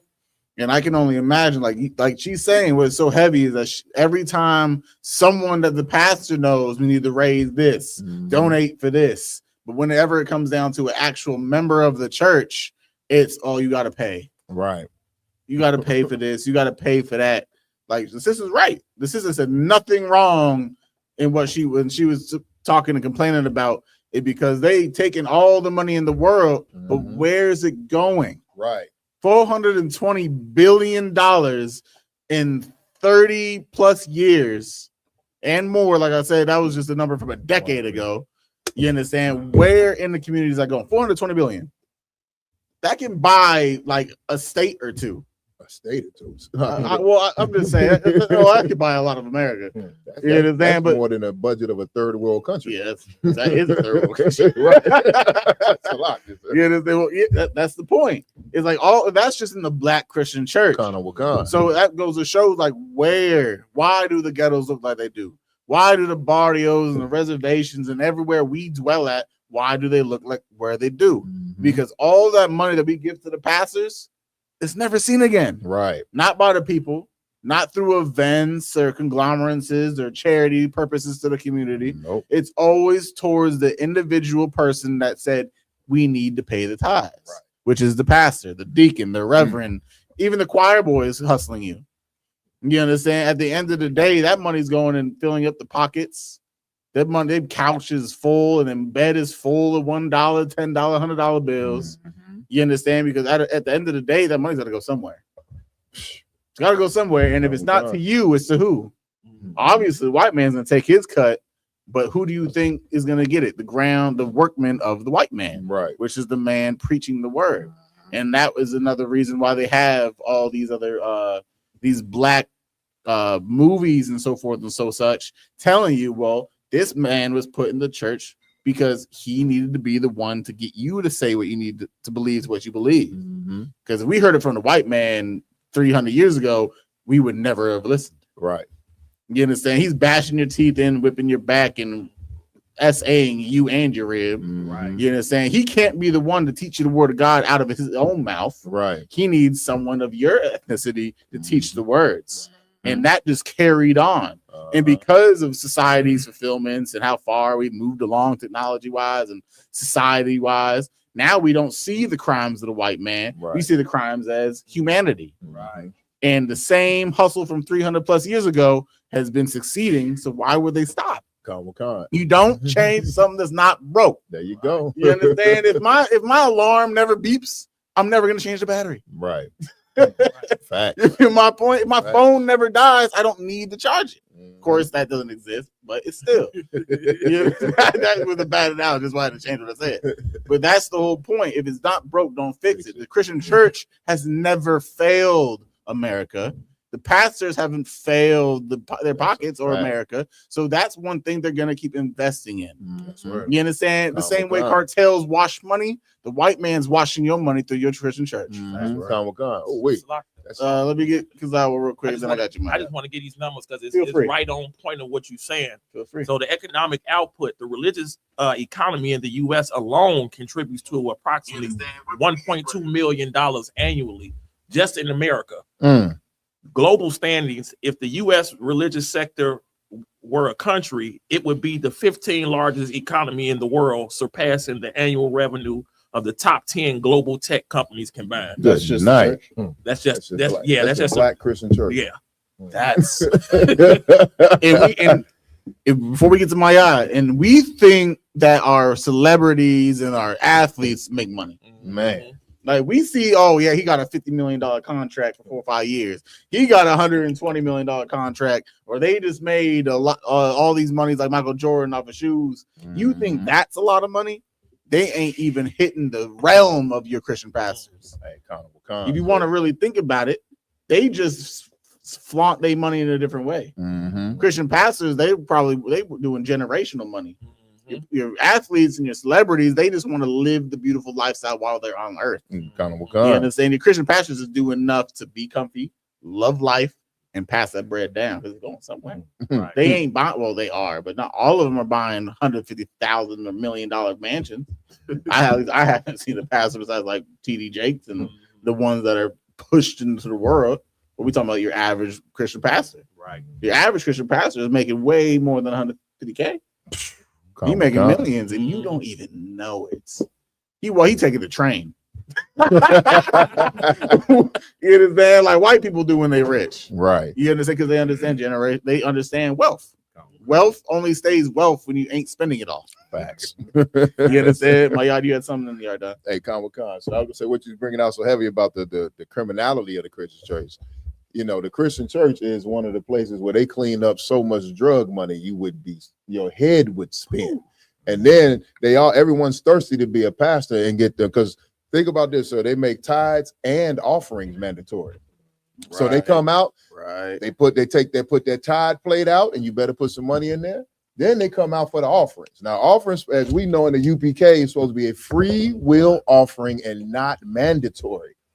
They say, no, it's mandatory. You know what I mean? And it's all tax-free money. That's the thing about it. We slave every day. A pastor work one day out of the week. Right. And he can make. I didn't even think of that. That's a point. That's a point. A pastor, a real successful pastor, work on Sunday. Out of the whole week, he worked 4 days a goddamn month, make thousands of dollars a month, and don't pay 1 penny in taxes. And all he got to do is get up to the congregation and say, "Hey, well, nigga, I'm gonna need that tax return. You short this week." Now, don't that sound to me? That sound like a pimp named drug that gone with con. You know what I'm I saying? didn't consider that. I'm thinking like days that we slave. It's once a week. 4 days a month. The Lord's got to kill some people. The Lord's got to put these Jones to death. And like just hearing those numbers before I get to you, Yardan, that's why the Lord said the riches of the people of Israel, paraphrasing, them kept making it into the kingdom of heaven is like putting a camel through the eye of a needle. Mm-hmm. You understand? The riches that they make in 4 days a month is more than we'd see in 60 years to 80 years of regular labor. That's crazy. That's insane. I didn't even think about that math. That's insane. All right. Okay. Hey. Thank the Lord that we ain't allowed to do what we want to do. Go ahead. All right. Like that makes you want to commit crime. Mm-hmm. Like that thought alone makes you want to commit violence to people like that. You understand? But of course, being righteous men of the Lord's going to deal with them in a harshest of manners. But so Yardan, go ahead. Yeah, and you know, that's just speaking of the Black Christian church. If you go into these Methodist and these Catholic churches, they not only making that type of money, you know what I'm saying, and the services, they have pensions. Right. They have pension plans and things contingents in the background just waiting on them whenever they retire. You know what I'm saying? So this is a luxurious life that these people is living on the expense of these neighborhoods that's destroyed around them. Right. And they come to work and they lavish cars, roll up in their lavish cars, go up in there like Lamont said, and for a couple of hours give people a motivation speech. Go on out there and get it. You know what I'm saying? And bring it on back home. And then we'll see you next week. You. Before we move on to the last one, lots of work. This was irritating. Go. What you're saying about how they have like the money put to the side and all that, wasn't it Eddie Long that they found? Joe Osteen had money in the wall. Money in the wall. Like he's a cartel. Like he's a part of the cartel. That's the things you see in movies. But he did that. That's the type of money he had to the side, right? Because it untaxed, right? Already probably washed and all that good shit. And that's insanity. Your Christian pastors literally have so much money they had to hide it in the walls of the churches. That's crazy. I yield. Zion, where we going next? Next story is Ari Lennox says she wastes her time. She wastes her time on toxic men. Oh, nah. You mean Ari? Ari? All right, we got to hear how bad black men are again. From her? Well, isn't it from society? It's a society. It is society, but from her? Nah. You? Look at that smile. Oh, Lord. Evil. Yeah, I know. That's a little thing. I'm on that for some time.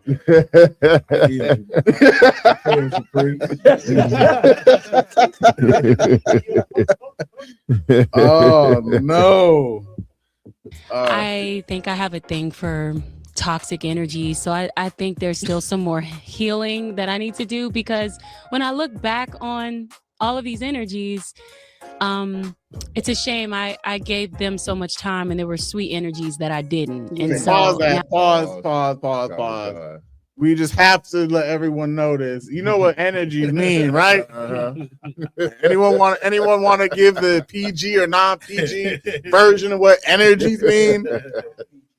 No, I'm saying, does anyone want to say it? So the PG version, PG or non, I don't care. She gave up the box. She gave the energies that she's seen was Rod. She's seen so many energies, so many different types of Rod. You understand? Toxic Rod at this, apparently. Right. You understand? Like, who says I felt this? I've had this many energies, I have this energy.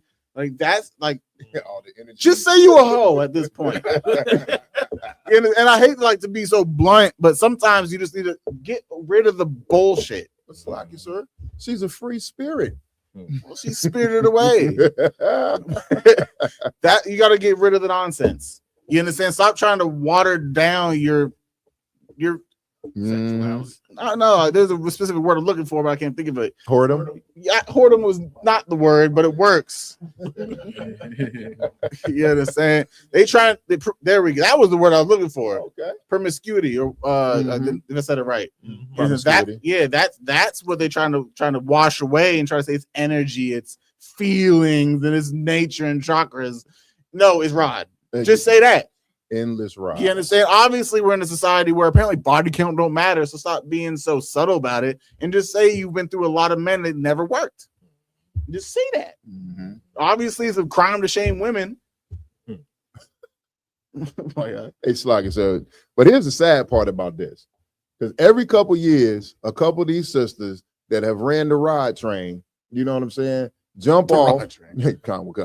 They get off at the last stop. And they realize how ran through they have been, and they looking at all of the people around them, like their friends and their family members who weren't as famous. They get married, they got kids, they going on, and when they having all these beautiful lives, and yeah, you done dated rappers and ball players and all these other millionaires, and you got nothing at the end. Then they put this: I've learned my lesson. I'm trying to heal. I was wrong for being a pincushion. You know what I'm saying? Crazy. I was wrong. I should never have slept with 3,000 men in the past 7 years. You know what I mean? But I was young and impressionable, and I've changed my ways. And then 2 years later, you see them back on the ride train. Well, come on. Video. It's a lot. There's one point out of what. One thing that I could get a sister is she at least she did recognize. We got Young Miami just came out and said she wished she was a young hoe again. She just definitely said the words. She said that word, those words specifically. If I could, right. You did. Well, shoot, if I could, though. I guess. Remember Aisha Curry. You know what I'm saying? She was Steph Curry. She mad because she not getting the attention, and she was more famous than him when they first got together, and all the men not looking at her big watermelon head. And the crazy thing is, like, they were. Come. Like, the niggas in the world do. They were. So shut up. At the end of the day, just shush. Right. Rosh. Now we energies getting married. Dr. Z up. Okay. And starting families. I'm just like, dang, that probably could have been me if I recognized the security in those individuals at the time. And like now, I'm like, yeah, I'm definitely feeling that now. I'm aware that there's something going on. There's something wrong. What do you think it is that So what she's basically saying, because she at least she came off honest in the beginning. Of course, she tried to hide the whole whoredom by saying energies. But she owned up to she has a thing for toxic men, meaning men that are not meant for multiple wives, men that aren't made for committed relationships. Right. You understand? Men that are not good for and everything like that. She understood that she's drawn to a certain type of male that has not been good for her, which is good. Akim, you gotta keep it down. Go somewhere else or keep it down. That's what we gotta at least take from that. She's owning up to her naivety, right? You're not. Yeah, if I could too, and this shows the lack of education too, because You know what I'm saying? In the Bible, you know what I'm saying, it gives a prescription for a man and a woman. That a wicked woman should be given into a wicked man. So, you know what I'm saying, when you do, you know what I'm saying, seem to attract a certain thing, that's God's way of telling you what kind of person you are. You know what I'm saying? That's biblical. That's like IG. Yeah, Con, sir. Sluggy to all my sisters out there. I got to give y'all some tough love. A lot of y'all are just stupid until you're 40. There you go. Like you're so stupid. And then once you turn 40, all of a sudden you understand everything. Okay, you're out your prime now. Nobody wants you. You're 40. Menopause brought the answer. Menopause, you can't have babies. Of course, now you see the light. And now I want to be married with children. Do that in your prime. Right. Settle down in your prime instead of being in your whole phase. Slide. Hey, you give them a little too much credit with the 40, Priest. I was about to say, Vivica just admitted at 60. 60, Priest. They went into the last couple decades of life. When the wrinkles come, now they understand everything. Right. They want to settle down when the Lord's about to settle them really far down. Let me say. Oh my God. It's a lot. It's right. That's crazy. It's like obviously how Don pretty much said. I gonna say 40. 40, they might realize it, but they keep going strong. You know what I'm saying? The wise of them might finally settle down with a man somewhere, but we live in such a wicked society where, you know what I'm saying, our people have fully not just adopted but absorbed the ways of the heathens. You know what I'm saying? Then feasted on it for so long, it feels natural to it. So all their perversions, all their promiscuity, all of their fake nature loving, it's natural free love, Horus speed, that chakras and all that crap, all that stuff is nothing but excuses to run around and be loose and have no morals. And then even Christianity, you know what I'm saying? It's okay, sister. You know what I'm saying? I know you just came from the strip club last night and you sold your body to 12 men. Go ahead and put something in that collection plate. You know what I'm saying? You're going to find you a husband, though. You just ain't found the right man. I mean, she just had the right 10 men. You know what I'm saying? Like the scriptures say, the woman, how many husbands have you had? She said, I don't have a husband. He said, you spoke right because you had several. Like, you know what I'm saying? What you saying so heavy is that there's a ideal that society is given to women that they think they have a soulmate. Because they have that philosophy of a soulmate, meaning like someone that is just the epitome of whatever they have in the ideal mind. That if you don't check all 10 of the 10 boxes, then there has to be something better. Right. You understand? And then you have the white man coming right behind that saying, well, he needs to financially be able to do this. So that lowers the outcomes. You understand? But then as well, what do? They promote all types of sexual acts and deviancies to make a woman lust for feeling good, pleasurable in the act of coitus. Right.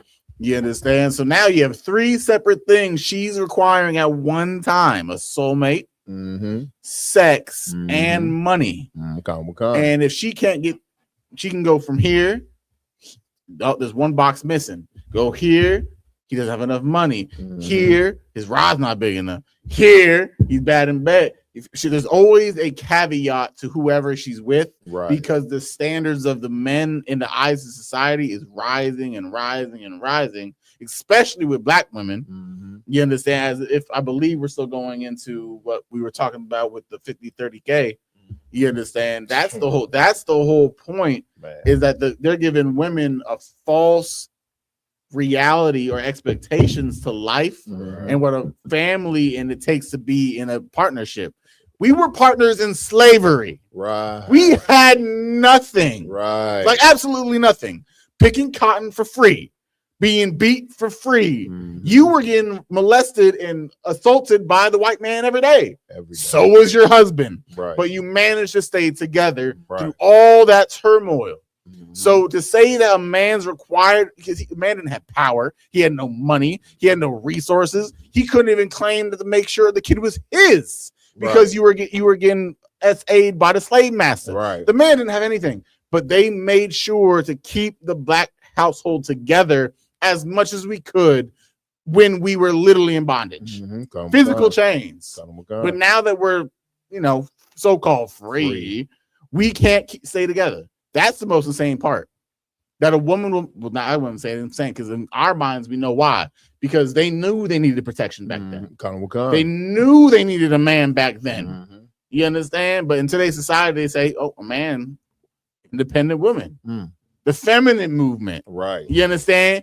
All women are going to school, so they're getting all the educations.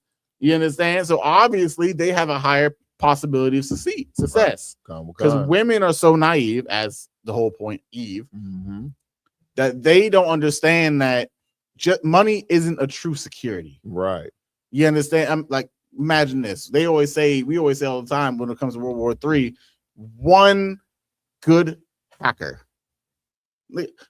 I just got robbed for $3,000 3 days ago. Me, straight on my bank account for trying to order my Passover tickets. They charged me 3 times and then told me the flights didn't even exist.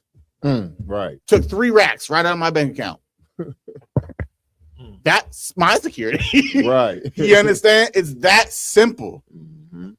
Yeah, of course I'm getting the money back. Don't worry, Israel. Unless you want to, I'll raise a GoFundMe. But right. But at the end of the day, that's how easy it's to lose money.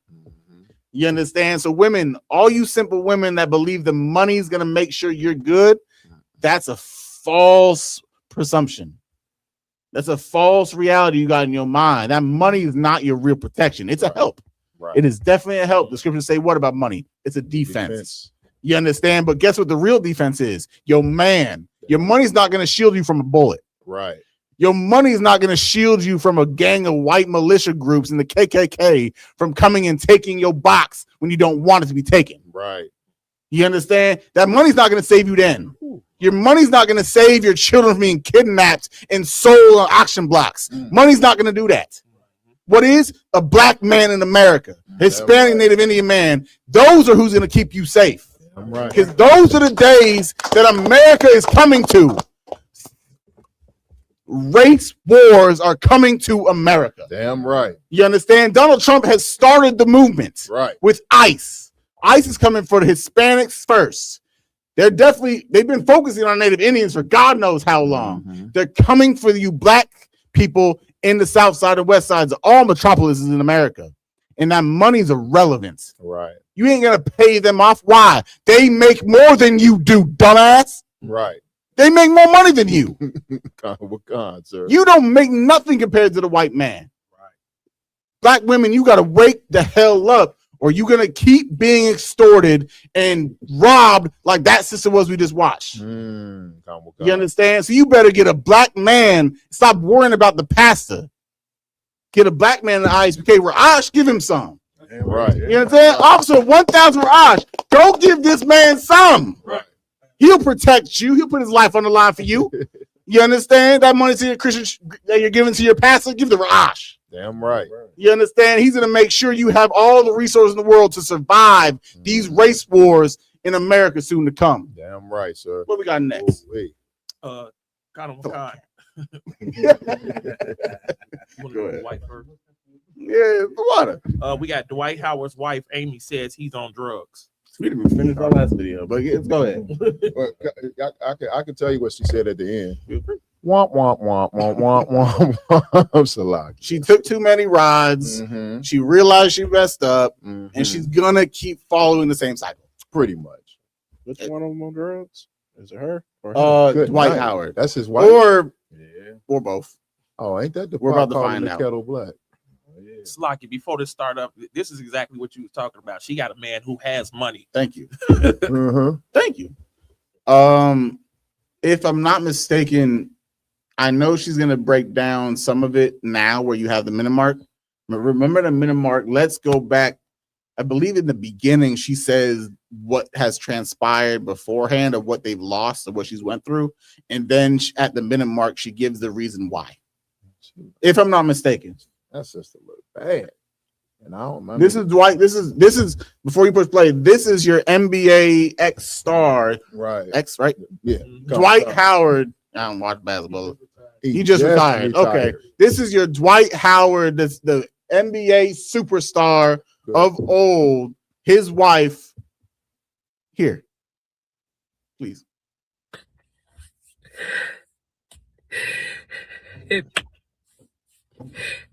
To know me, you know I am so prideful and so private.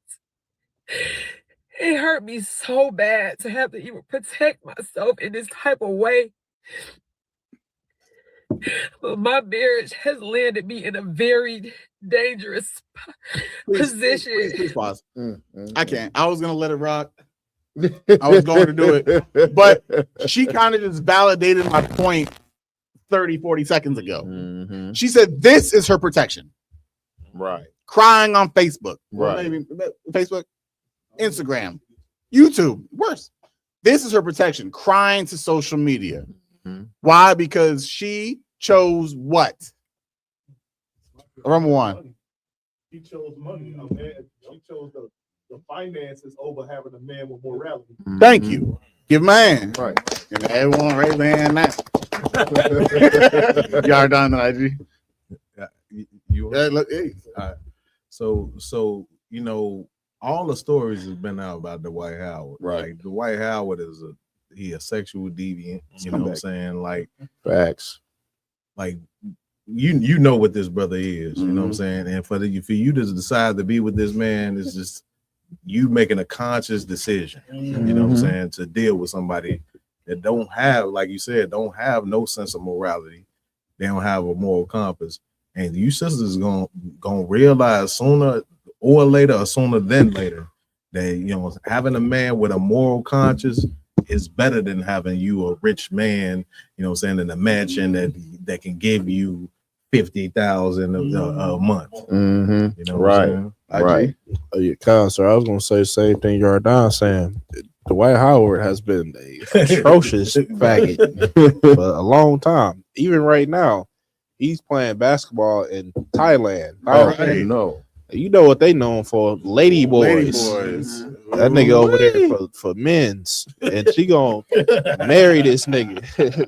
Like, what you expect? You understand? Money in the wrong hands or the wrong man's hands create Epsteins.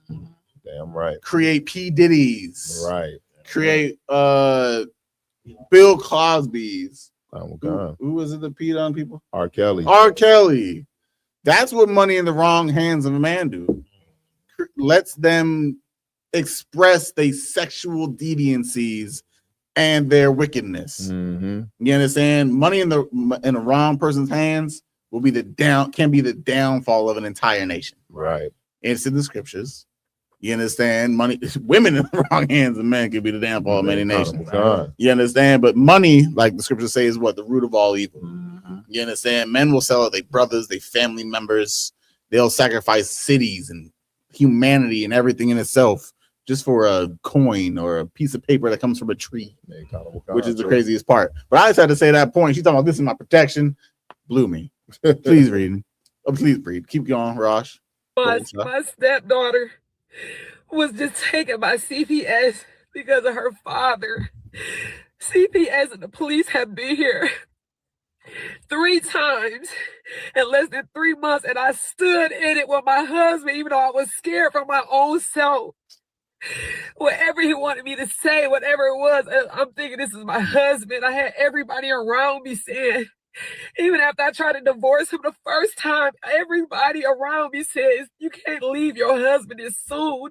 You said through sickness, through health, through this, you said through good or bad. That's why I came back, but this is going way too far. But it's not even about me. It's about the kids. The stuff that I have to go through with the kids. I have to be witnesses to. I'm at the police at the house. They ask me questions. I don't. Move to that minute mark. So I just wanted to play the beginning so everyone understood like the concept of what's transpiring in this video. You understand? Obviously, something massive transpired. Right. You understand, between her and her husband, and the children were taken away. You understand? You already know CPS, they gonna be on the doorsteps of any small matter, especially when it comes to black people. You understand? Let alone ones with money. You understand, that have done something wrong. Of course, she hasn't said what was done wrong, but obviously you can see it's when a person gets on camera and records themselves crying, there's something wrong with them, or something massive has happened. You understand? Remember one? Just to put it in perspective, they only been married since January of 2025. So they're a little over a year. 14 months. Right. Exactly. Damn. Yeah. Go ahead. If I could, don't skip ahead. I'm not. No, I haven't seen the video. Oh, beautiful. I'm just going. This is my first time seeing it, and I'm looking at the sister, and what I see, because I worked in social services, all that stuff. Right. I see a person that's trying to, those tears, them dry tears that she crying. You know what I'm saying? Them crocodile tears. That's her pleading her case to try to make herself innocent of whatever this situation is. You know what I'm saying? The moment I see her, she talking about, oh, I wanted to leave him, but people told me to stay, and all this garbage that she's spitting out. You know what I mean? She tried to marry a rich man, and she, you know what I'm saying? And she wanted to stay on that gravy train and until the money ran out. Well, now the money is going over to some little lady boy in Thailand, and you mad. You know what I mean? But like I said, I don't know the situation, but all I see is a woman trying to plead out. So she's not caught up in the backlash of what she participated in. Right. Salakia. No, you ain't wrong. Let's go to that minute mark you had. Our son to lie on me, and I had to record it. And it's this shit. I try to tell everybody he needs some help. Good night. Ain't nobody would have fucking listened because he got the money. I can say whatever y'all don't understand. I live with him. He needs some help. That's a Scarface. And this is it. She finna snip it. Nah. This is what I'm fucking losing my fucking marriage to. This shit. This shit right here. I told everybody, y'all gotta help him. He is spiraling. I'm in here with him. I'm trying to love him through it. I was gonna run out the door. She saw that, right? He hit it. That whole little time. Look, wow, put that right there. Rewind it by 2 seconds, bro. You can't fool them niggas from the street, shorty. So put it 15 seconds back. My bad. Nah, yeah, I want to see this shit real. She couldn't have. This is what I'm fucking losing my fucking marriage to. This shit. And watch how she stuck her hand in This the bag. shit right here. I told everybody, y'all gotta help him. He is spiraling. I'm in here with him. I'm trying to love him through it. I was gonna run out the door. She put that hand in the bag. Okay. We don't know what she did with the hand, if there was anything on her hand. Right. You understand? We're not advocating that she's doing the narcotics. That's obviously a load of them in the car. I mean, the fact of the matter is that she's making a video of it with her in the car and tried to say she's not the problem. Right.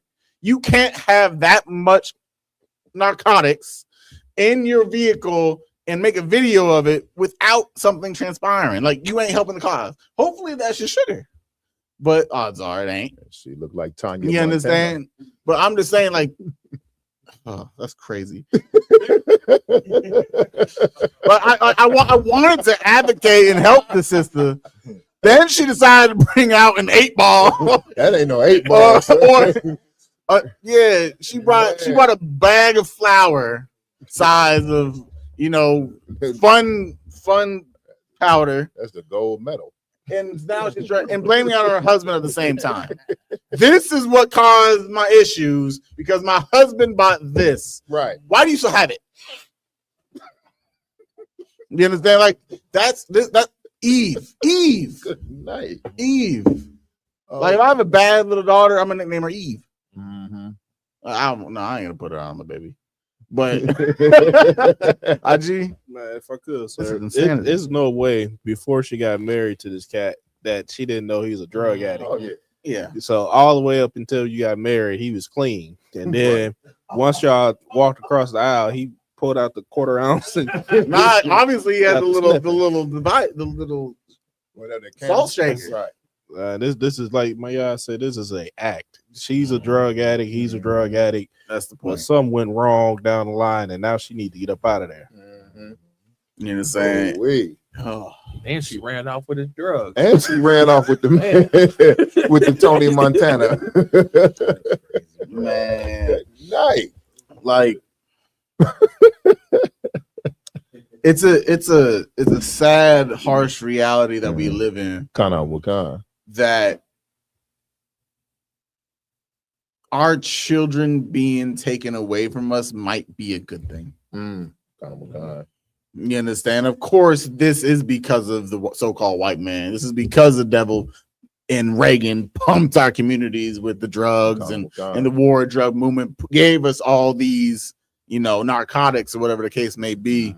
You understand? And of course, when you get to the upper echelon type of lifestyle, you decide to indulge in the things that they do because that's how they are. Right. You understand? If anyone's ever watched the series, Snowfall, you understand? You know how the game works. All these drugs came from the Jewish man and all that good stuff, and now it's around the society now. But it's sickening that the so-called white man is so cunning with his destruction of us, is that he brings our households and our families to be addicts. Right. And then once he creates the addict, he blames the addict and then takes the children to put in foster homes or the Epstein Island, for all you know. You understand? Or traffics or whatever the case may be. And it's just a sad thing. Like, a lot of people be like, it's good the child got away from that, which technically we would say that. But at the same time, it's like him going into the hands of the white man is even worse. It's like we always say, it's like we don't, lesser of two evils. You don't want to choose an evil, but there's no other option for that child. You understand? If we had the authority, we take the child and we raise it up to be a beautiful little daughter or a strong young man into the ranks of the UPK and under the Lord. But because we don't have that type of authority, because we joined the white man, we got to know that child is going to be more destroyed than ever could be. Like, would it have a better chance with the drug addict parent, or does it have a better chance in the foster homes of the white man? And that's the harsh reality that we live in America, is that you can't even tell if it's good or bad if they're staying with drug addicts. Right. Like, just fathom that. Like, it could be with two parents that are completely immersed into narcotics, or go to foster care and you don't know which one's worse. That's a fact. It's a fact, sir. And that is a curse. That is a people that have no knowledge of power, of direction, of self. Right. That's how lost we are. And when the Lord says that we're a lost people, a lost sheep, not knowing where to call home, that child literally has no idea where home might ever be. Right. And when it does go to home, it might be to those parents that adopted 5 kids and used them as slaves for 10 years. Facts. It can go to the Epstein Island. I hate saying it, the Epstein Island. But it's facts, sir. It can just be lost in the paperwork and end up on the streets, and then becomes a hoodlum. You feel my point? And that's why the white man in America must lose in this world. Damn right. Because that should never be an option. Right. It's like, if I may, I just wanted to add to it, the most prominent families that get these kids that's adopted like this is same-sex marriages. So that's what majority of these black kids that's getting taken out of these black homes, they're going to LGBTQ, the community, and it's destroying the Black and Hispanic kids even more. Just Right. being in that community. Right.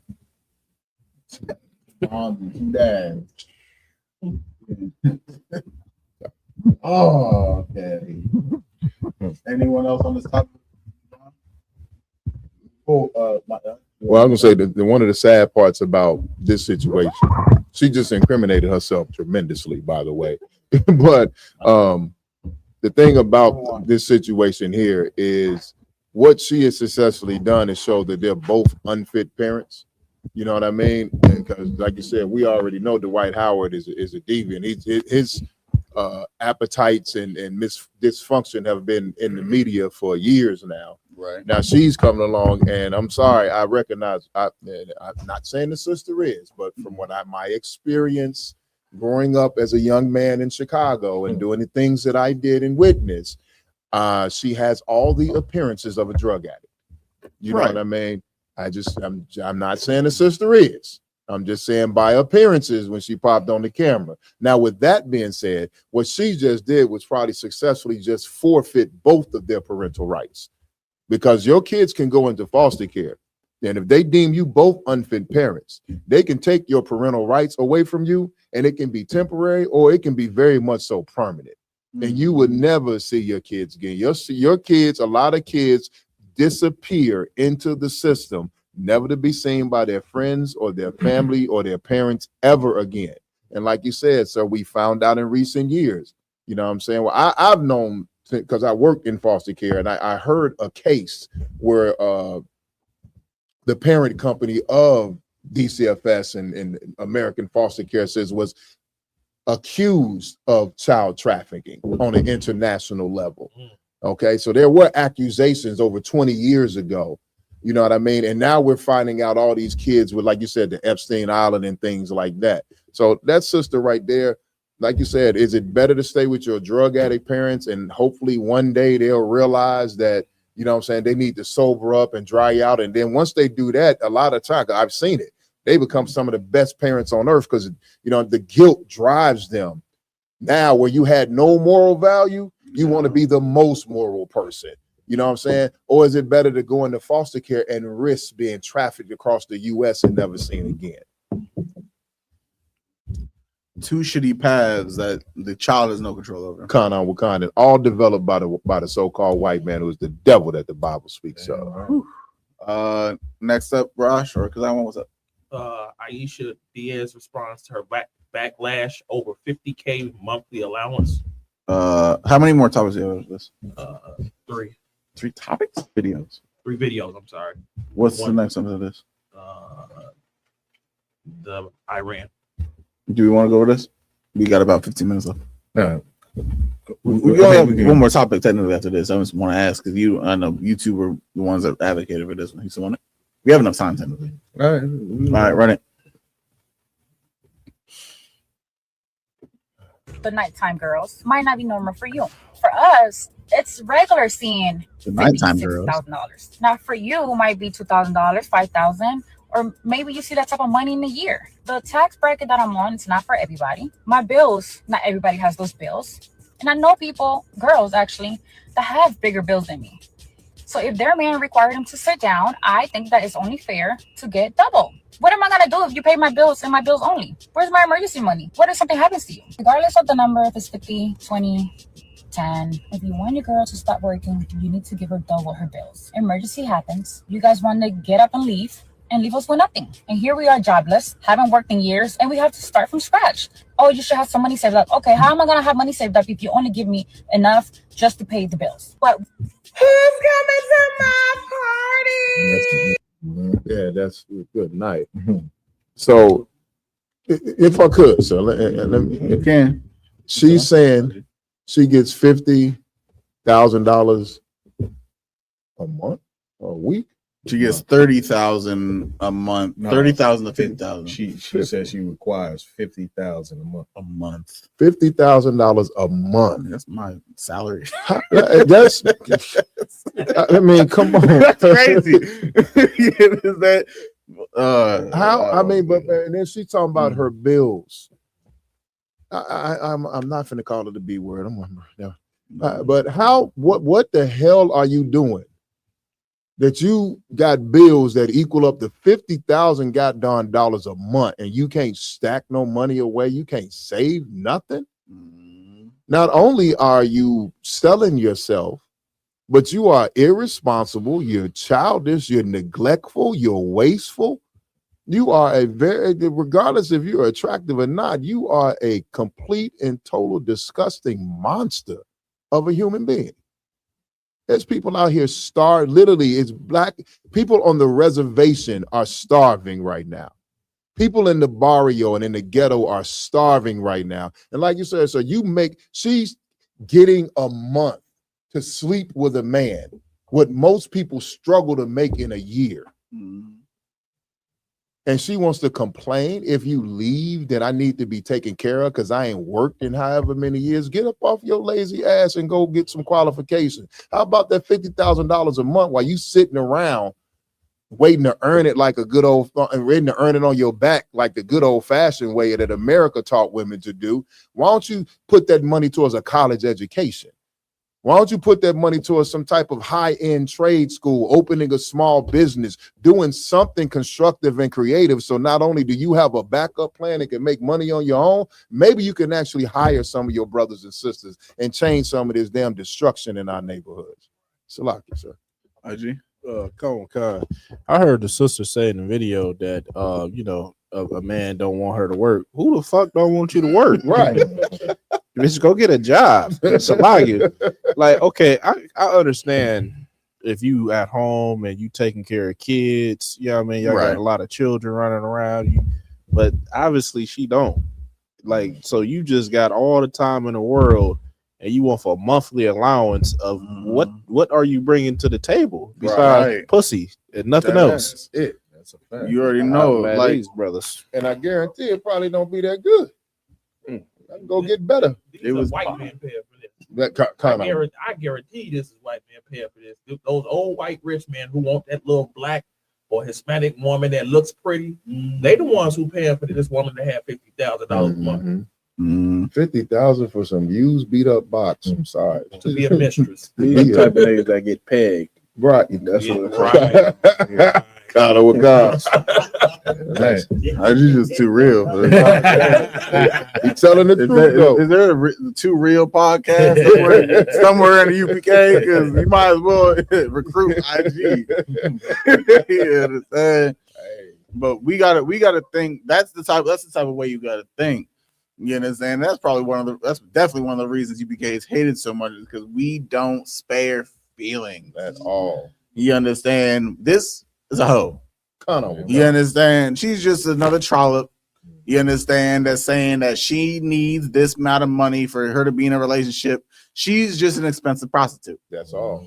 You understand? Once you require finances to be a certain thing, you have sold yourself.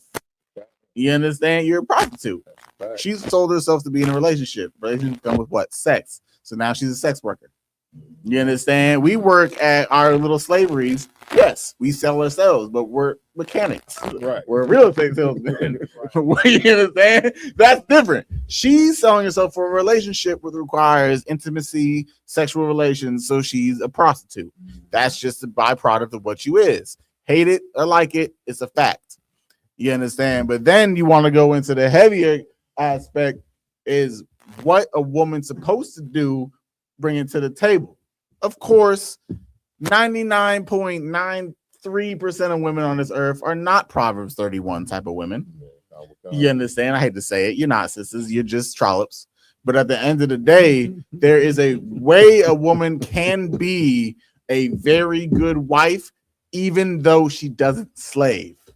You understand? What she's supposed to do? Make investments. Right. You understand? All these people be like, I'm an entrepreneur and all this nonsense. That's fine. Be an entrepreneur, but don't be a trollop while you do it. Right. You understand? If you don't have a 9-to-5, you don't have your own work schedule or your own business, go invest. That's what scripture say, right? Either the woman she'll be making things with her hands, or she'll find a vineyard and purchase it. Right. Is that not in Proverbs 31? Meaning what she do? She used her husband's resources because he's known well, meaning he's a well-known man of the Lord, of course, in this scenario. And she does what? She uses the resources that he has and goes and invests, buys land, becomes a winery or becomes a orchard or something that can be profitable. That is a woman's job. If she wants to be home and do majority of nothing, beautiful. The men have no problem with women being stay-at-home wives as long as they are able to withhold and maintain the required bills that it takes to survive. Men have no problem with that. We're providers, as you women like to say. You understand? But money isn't the only thing we provide. Just get that out the way. Men provide way more than finances, but we will. We have no problem. You understand? Because why? We're the smarter one. I hate to say it.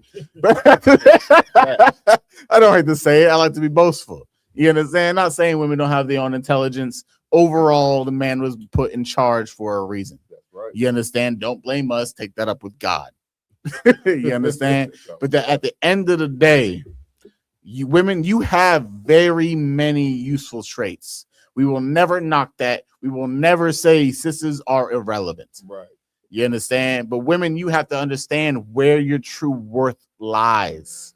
It might not be working a 9-to-5. It's not. Attention spans are lacking. Decision-making skills can somewhat need a little bit of guidance, which is what we're here for, is to make sure the family and you go the right way. But invest. Your money, man's making money, use that money, go invest it in something. It might be something small. If you're broke and you got your taxes back this year, guess what you can do? Go buy a vending machine for $1,000. Go to Costco, buy a shit ton of snacks. Find somewhere to put it. It's an investment. Facts. Do that multiple times. Now you might have, now you might be making what $1,500, $2,000 a month. Small businesses become what? Big businesses with the right moves. And that's what women need to understand. Like, stop being greedy leeches like this. Right. A greedy hoe leech that needs hundreds and fifties of thousands. She's asking for $600,000 a year. That's ridiculous. 600,000 a year. A year to lay up in your crib. Some NFL players don't make that. Even of course they're on the practice squad. But at the end of the day, this is what we living with. Women that think that they just deserve this much because they have a store-bought box. Store-bought box. Not even natural. Not even natural. She got Botox, makeup, weave, a BBL, a tummy tuck. Like, well, now at this point, I see why you're worth so much. Because I'm paying the doctor. You understand? But at the end of the day, I'm not trying to knock sisters because we love Black women, Hispanic, Native Indian women up in here. You understand? Right. Hashtag much polygamy. Right. But at the end of the day, we need to understand women, stop acting like y'all just, your shit don't stink. Right. You understand? The scriptures say there's something about a very virtuous woman. Well, you wouldn't know where I'm going with this. She's so precious and soft. There's something that she does not do. What is it, Yardan? For eventually to let her foot touch the Her ground. foot doesn't even touch the ground. Right. And these gremlins and alley cats think that they are that type of woman. They're not. They definitely are not. You want to know what women are that type of women? The women in the CPK. Yeah, I'm right. You understand? But even though they're so precious and great and their feet shouldn't touch the ground, they get to work regardless. That's right. Why? Because they know there's something more important than themselves, which is the nation of Israel. Blacks, Hispanic, Native Indians are more important to us as men in the school and the sisters in the school because they put their asses to work. Right. Do they not? We got the Passover. They're gonna put themselves to work. Kids party is nothing to play with. Ask your one kid's enough. You understand? You talking about a nation's worth of children? Right. These sisters are going to be put to work, and they are fine with that because it betters the nation. Right. You understand? The Midwest Fire Weekend's going to be upcoming after that. And guess what us is going to be doing? Putting their asses to work. Why? because the nation is more important than how we feel. Damn right. You understand? Screw this trollop. What's next? What should Trollop. Israel? I love that word. What should Israel do? Israel massive damage. If I could, sir, please. So, yeah, this is just an update on the war in Iran. It's kind of hard to get some like an update that's not propaganda. I get Right. it. So this devil right here, he gives real good updates that's not influenced by the Western powers. So Right. he gonna go into what's going on in Israel. Breaking news, Israel was hit hard last night and they've taken a huge amount of damage by Iran. And the videos coming out from Tel Aviv show buildings completely destroyed, cars blown to pieces, dust scattered everywhere, etc. It looks like videos coming out of Gaza. Now, I will say, over the last few days, it's worth knowing that Israel has slowly allowed more and more people to get access to the internet. At first, Israel banned the access to the internet so that Israeli citizens couldn't share videos of things like this, like the damage. Well, there was a lot of backlash to that, and the Israeli government was actually risking being overthrown by shutting down the internet, as you'd expect. And so, in order to make people happy, they're gradually giving people more and more access to the internet. And with that, more and more videos are coming out showing the damage to Israel, like last night. And the videos we've got from last night show stuff we've never really seen before in Israel. And there is huge amounts of damage that they've taken. And genuinely, some of these videos are showing stuff that is so unusual that we're questioning whether it is videos of Gaza instead or AI because of how bad the damage is. But no, in a lot of these cases, these videos are real and Israel has taken a huge amount of damage. Iran has launched over 34 waves of missiles so far. So it's understandable that they're going to take quite a lot of damage. And it seems it's only going to get worse. So leave me a follow because I'm going to cover stuff. All right. Good, Right. You can start off. Yeah, come on, sir. So pretty much the United States and Israel, they just took too what's the metaphor? They bit off too much to chew. They bit off more than they can chew. More than they can chew. Uh-huh. And they got a fight that they wasn't prepared for. They thought they was gonna come in and throw a haymaker. And Iran gonna be asleep with one punch, but it turns out they was well prepared and waiting for them, and now they got tens of thousands of missiles, and they just sending wave after wave after wave, and Israel and any surrounding U.S. bases just being destroyed. Good night. If I gotta say, IG, correct me if I'm wrong, the fact that Israel literally shut off the internet is massive to hide the damage. You know, to hide the damages because there are things that they did not want us to see, meaning that they lost something important to them. Because if it was just in civilian neighborhoods on the south or just a pedestrian area, okay, they can screw America or screw Iran, all that type of stuff. But something must have gotten hit that they didn't want to be let loose. If I could, sir, it's pretty much like the facade that the Western powers are invincible, right? And can't nothing happen to America, can't nothing happen to their allies, Great Britain, Israel. But meanwhile, Israel is looking like a third world country. So they don't want that to get out because now it's like, okay, you can punch the bully in his mouth, right? You can fight the bully back, and once these other countries see that, it's gonna be all in. Wrap, man. And then let me give me the scripture where I believe in Genesis. I don't know in Genesis where it's talking about if you do unto the Esau, you get sevenfold. This is Genesis, huh? Yeah. Yeah. So when I'm watching this, I see. You understand? For one, they had to give back the people of Israel the internet back. Why? Because if they withheld the internet for too long, they would have uproars. They wouldn't only be having to see a war on the forefront of Iran and the global war. They could have had a coup. You got to think when you take away the resources of a people, that the internet is so relevant and prevalent to people's lives. If they take that away wholeheartedly and just say there's no more of that, they would bite back. Right. You'd have riots. Of course, there's obviously bombs dropping, but you'll have riots. You'll have people going around and robbing and all this because once Esau, Just because they're Jewish doesn't mean they're not Esau. You know, as they like to say, and they're different than the average white person. They're the same. They're the same damn white man that we've known since the beginning of time. They're just a different tribe, and they just ended up being the ones to claim our nationality. Right. You understand? They just they caught a lick.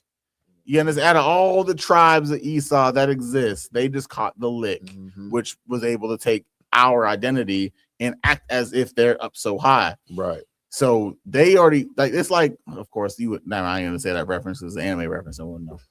But, you understand? But that's how they feel. Right. But they're the same thing as Esau. And what we got to understand is, or think about as Black, Hispanic, and Indians, and when we read the scriptures, is that these laws and these things that transpire on the earth are because of the Bible, because of the Lord. So let me please read this, and then we can jump to other brothers' perspectives.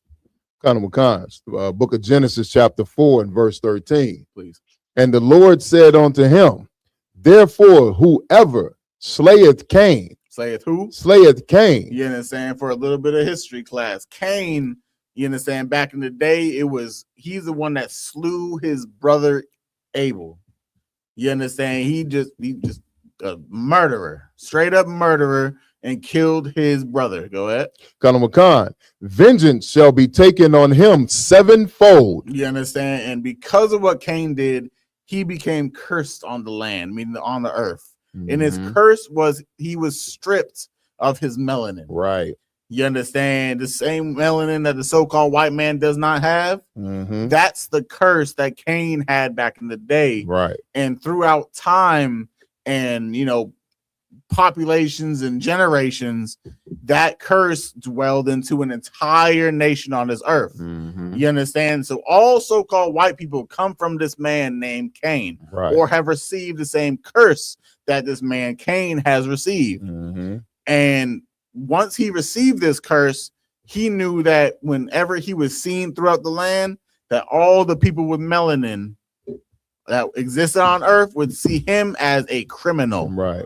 And because they knew he was a criminal, they wanted to get rid of him. Meaning that, well, he's a criminal. I don't want him in my city.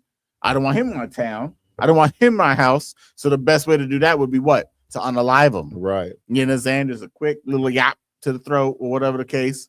You understand? He'd be gone. But the Lord gave him mercy because our God is so great. He showed the first murderer recorded mercy. That's crazy. That's a fact. It's crazy to me, at least. I ain't the Lord. I ain't coming to the Lord crazy, but it's like that's how great he is. You understand? Keep going. And the Lord set a mark upon Cain, lest any finding him should kill him. Right. Go ahead. Oh, that's it on that, sir. Where's the curse upon if you hurt Cain? That was the sevenfold. Vengeance shall be taken. Oh, please read it one more time. Come on, Salaki, sir. Therefore, the book of Genesis, chapter 4, and verse 15. And the Lord said unto him, therefore, whosoever slayeth Cain, vengeance shall be taken on him sevenfold. You understand? Meaning that whoever unalives Cain or does harm unto Cain, meaning the so-called white man, he's going to receive that type of pain or that type of act sevenfold in retaliation. Right. You understand? Meaning that you shouldn't harm him, because if you do, you're going to feel it 7 times back. And that's what Iran's about to get. You understand? They went and bombed Israel. They're going to get that sevenfold. Why? Because the so-called Israel people, the Israelis over there, are descendants of Cain. You understand? And they are going to get that sevenfold. And that's going to be the same thing when bombs drop in Russia. That's going to be the same thing when bombs drop in America. You understand? All the so-called white races, whenever a bomb drops there, whoever sent that bomb needs to get back that sevenfold. That means as long as there's white-on-white crime, that's basically what's about to happen. Right. You understand? And then, of course, you got the Arabs and Chinese and all that. It's going to be nonstop. Come on, You understand? Basically, is one people going to fight against white man, in quote, Iran just bombed Israel. Israel's going to do that back sevenfold. Right. They're not going to take that kindly. And then bombs going to drop either in Russia or here, so forth and so such, sevenfold again. Then onefold, then sevenfold, then onefold. And now we're at nuclear bombs. You understand? And that's what we're about to see in the times of now. IG, do you want to move on to the next one? Yeah, come on. Should Iran do this war? So if I could just real quick, so this is pretty much the same reporter is going over the new targets that Iran is targeting moving forward.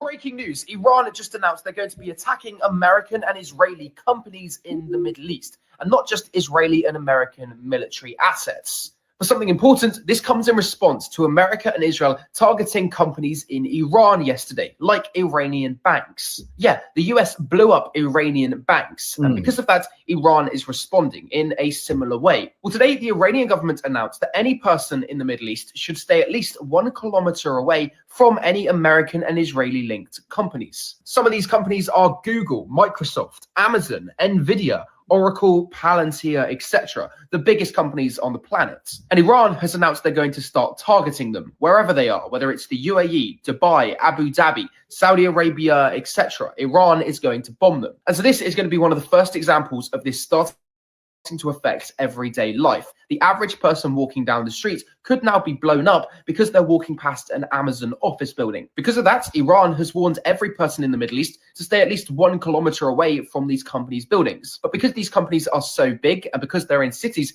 that's going to be pretty hard. And if Iran is serious about this, lots of civilians could die. Iran says this is simply them doing the same thing as what America and Israel are doing because they bombed Iranian banks yesterday. And so Iran is going to start targeting American banks, for example. Either way, though, this is still going to have some big consequences if what Iran is saying is true, and it's what they're going to do. And if it does happen, which it definitely could, you'll be glad that you followed me because I will be the first one to keep you up to date on it. Not if you in the locations and bombs. I'm like, he always like, I'm gonna do this. You don't know that. IG. I ain't gonna lie to you. So I fuck with Iran for now. they doing their thing. You know what I'm saying? As far as actually being somebody that can fight America back. It's been so long in the planet Earth. I think that's what's so special about this whole conflict. Right. It's been so long for somebody to stand up to America and be like, I'm not just rolling over. It's damn near like, damn, when was the last time that happened? Exactly. Vietnam, 1972. About. So it's just you believe in the 9/11. Right. Well, the Cold War, because the Russia and the U.S. was at a standstill for years, and but the U.S. kind of won that one because Russia fell apart. They ran out of money. Yeah, so it's been years, decades since somebody actually stood up to America. So we living in some blessed times right now. Like you're saying, the beautiful thing is, of course, like the beautiful thing is when America and Israel did what they did to Iran is who they hit. If they just hit some random spots or whatever, and they didn't unalive the two top executive officials of the nation, basically, if those two survived, the politics could have changed. You understand? But in that aspect, you lose number one and number two, you in a get back situation. If I could, sir, go ahead. To your point, in response, Iran, they sent missiles to Netanyahu's home and they killed his brother. So they took the gloves off. They're not playing. Exactly. Like when you're a political leader or you're in charge of a nation, you think through the consequences that might happen. Right. You understand? But when you lose number one, and that's like us losing our president and our vice president. Do we even have a third? It'll be secretary of war or something. Yeah, but it's like that individual isn't trained for those type of things. He's really not. president, or at least in America, our president ain't trained for nothing. But you know, over there, it's like you lose number one, number two. You cannot just take that and turn your cheek, like Christians would say. Right. You understand? That's something that is unacceptable. So you have to clap back. So like them hitting America and Israel hitting the number one, number two of Iran was like a turning point of Iran saying, fuck that. In my opinion, at least. If I could, sir, please. You right on target. It's reports coming out because what people don't know about Iran, they're I think is it Shiite or Sunni? It's one of that's Shiite. Shiite. That's the sect of Muslims that believe in martyrs. So pretty much it's a report coming out that the I forgot his name, Supreme Leader, Hamid or whatever, the son of he made it obvious where he was at. He's 89 years old. He was at his home knowing that they were going to kill him. So he wanted to die. He martyred himself. He wanted to die. He's about to anyway. So you know what I mean? They just fell into the trap and now they're engulfed into something that they just can't get out of. You know, and that's a beautiful thing. Like we gotta, like people gotta think Trump did this on his own. You know, he didn't go to Congress or get approval or nothing, and that's why I want to support Trump. But you know, out of all the devils if we had to pick one, he's the perfect one. He's the perfect one to show up black people that the white man that nobody speaks of. And he's the perfect one to help fulfill the prophecies that are in these the scriptures. Right, sir. That's right. You understand? Did you want to play the last? I believe we have a third. We could use that as the last? We don't, or we don't. That's it. Anyone else have anyone want to say on this point? Nah. All right. So, as always, Israel, we appreciate everyone for tuning in to the Round Table of Truth. You understand? Every Friday night. You understand? Unfortunately, Captain Card wasn't able to make it, so I hope I did a little bit of justice to this podcast. Yeah, right, sir. You understand? So, with that, as always, we want to always give a big hand to the Most High in Christ for allowing us to come here every Friday and teach you the wisdom of the Lord. You understand? And bring these relevant topics to the nation of Israel, so we can get a little bit more edification and just a step closer to the right spirit of Christ before these bombs start dropping and he come back, Christ come back. Right. You understand? And secondly, we got to give it up to the Most High's right hand man, Jesus Christ, as what we know as Yahushua Mashiach in the Bible. You understand? Our King that has walked this earth and is just waiting to come liberate us. But he's not going to be able to come liberate us until we get our shit together. That's right. You understand? These bombs, all these things are beautiful, but the only time that he's going to come get us out this hellhole is when we start following the Most High by serving these laws, statutes, and commandments. That's right. You understand? Praying ain't going to get us up out of here. We've been swing low, sweet chariot for so long. We've been suffering and dying in America for so long, but there's an action we must commit. And we must commit to the Lord. That's right. You understand? And lastly, but definitely not least, the man on earth right now that has the plan to get us up out of this hellhole, commanding General Yohana. We always got to give reverence to that man because he's been holding it down for oh so long. And he deserves all the praise and relevance and everything that we can give him. Right. You understand? So with that, I'm gonna make sure these brothers on this podcast, you ain't forgetting their names. You understand? So we got to my close left, we got Officer 5,000 yard Don. You got anything you want to plug? Yeah, if I could, sir. You know what I'm saying? Don't forget about the 57th annual Passover coming up. That's you know what I'm saying? That's right. Pay your Passover fee. You know what I'm saying? Pay your tithes. You know what I'm saying? 10% of every increase that you earn goes to the man of the Lord, ishupk.com. You know what I'm saying? Also on top of that, you know what I'm saying, just make sure everything that you have for Passover is squared away, including babysitting, you know what I'm saying, for the Black Party on Friday. You know what I'm saying? Make sure that everything is squared away for the Passover, and that's all I got. I don't want. Right, sir. To my far right, we got Officer 5,000 Awalum Gabar. Anything? Yeah, Comic-Con, sir. Just real quick. Real soon, we're gonna have the war report back up and popping. I damn near want to say war 2.0. You know what I mean? We adding some components to it. So it's gonna be better than ever. So you know what I mean, just keep a lookout for that. So make sure to tune in, Israel. The Roundtable of Truth isn't every Friday night. You understand? We got so many exclusive side podcasts and clip hits and everything like that. Just make sure to tune into everything UPK Chicago, because we ain't gonna stop the work until ever. Right. You understand? So then I got to my far left, newly raised Officer 5,000, my yacht. Give him a hand. We already know what you want to shout out. Feel free. Hey, Comic-Con, if I could, the ISU, and wherever you are in the world, go to isupk.com. Remember, I tell you all the time, ISUPK is not some local organization. You know what I'm saying? We are international. We are all over this world. So wherever you at, if you Black, Hispanic, or Native American, go to isupk.com. Find out where the nearest school in your area and start attending classes. We got classes Monday through Friday from 7 to 9. And then on Saturday, we have the Sabbath service. You know what I'm saying? Every Saturday from 10 to 12, we got the ISUBK Sabbath service where we break down the scriptures from Genesis to Revelations. We give you the ancient Hebrew, the Lashon Kodash, our original tongue, so you can actually learn your original language. You know what I'm saying? We give you the English translation and a proper scripture breakdown so you can see real Black history from ancient times. That's right. Yeah, man. And last, definitely not least, up on the podcast right now, we got Officer 1,000 Kazai. Any words?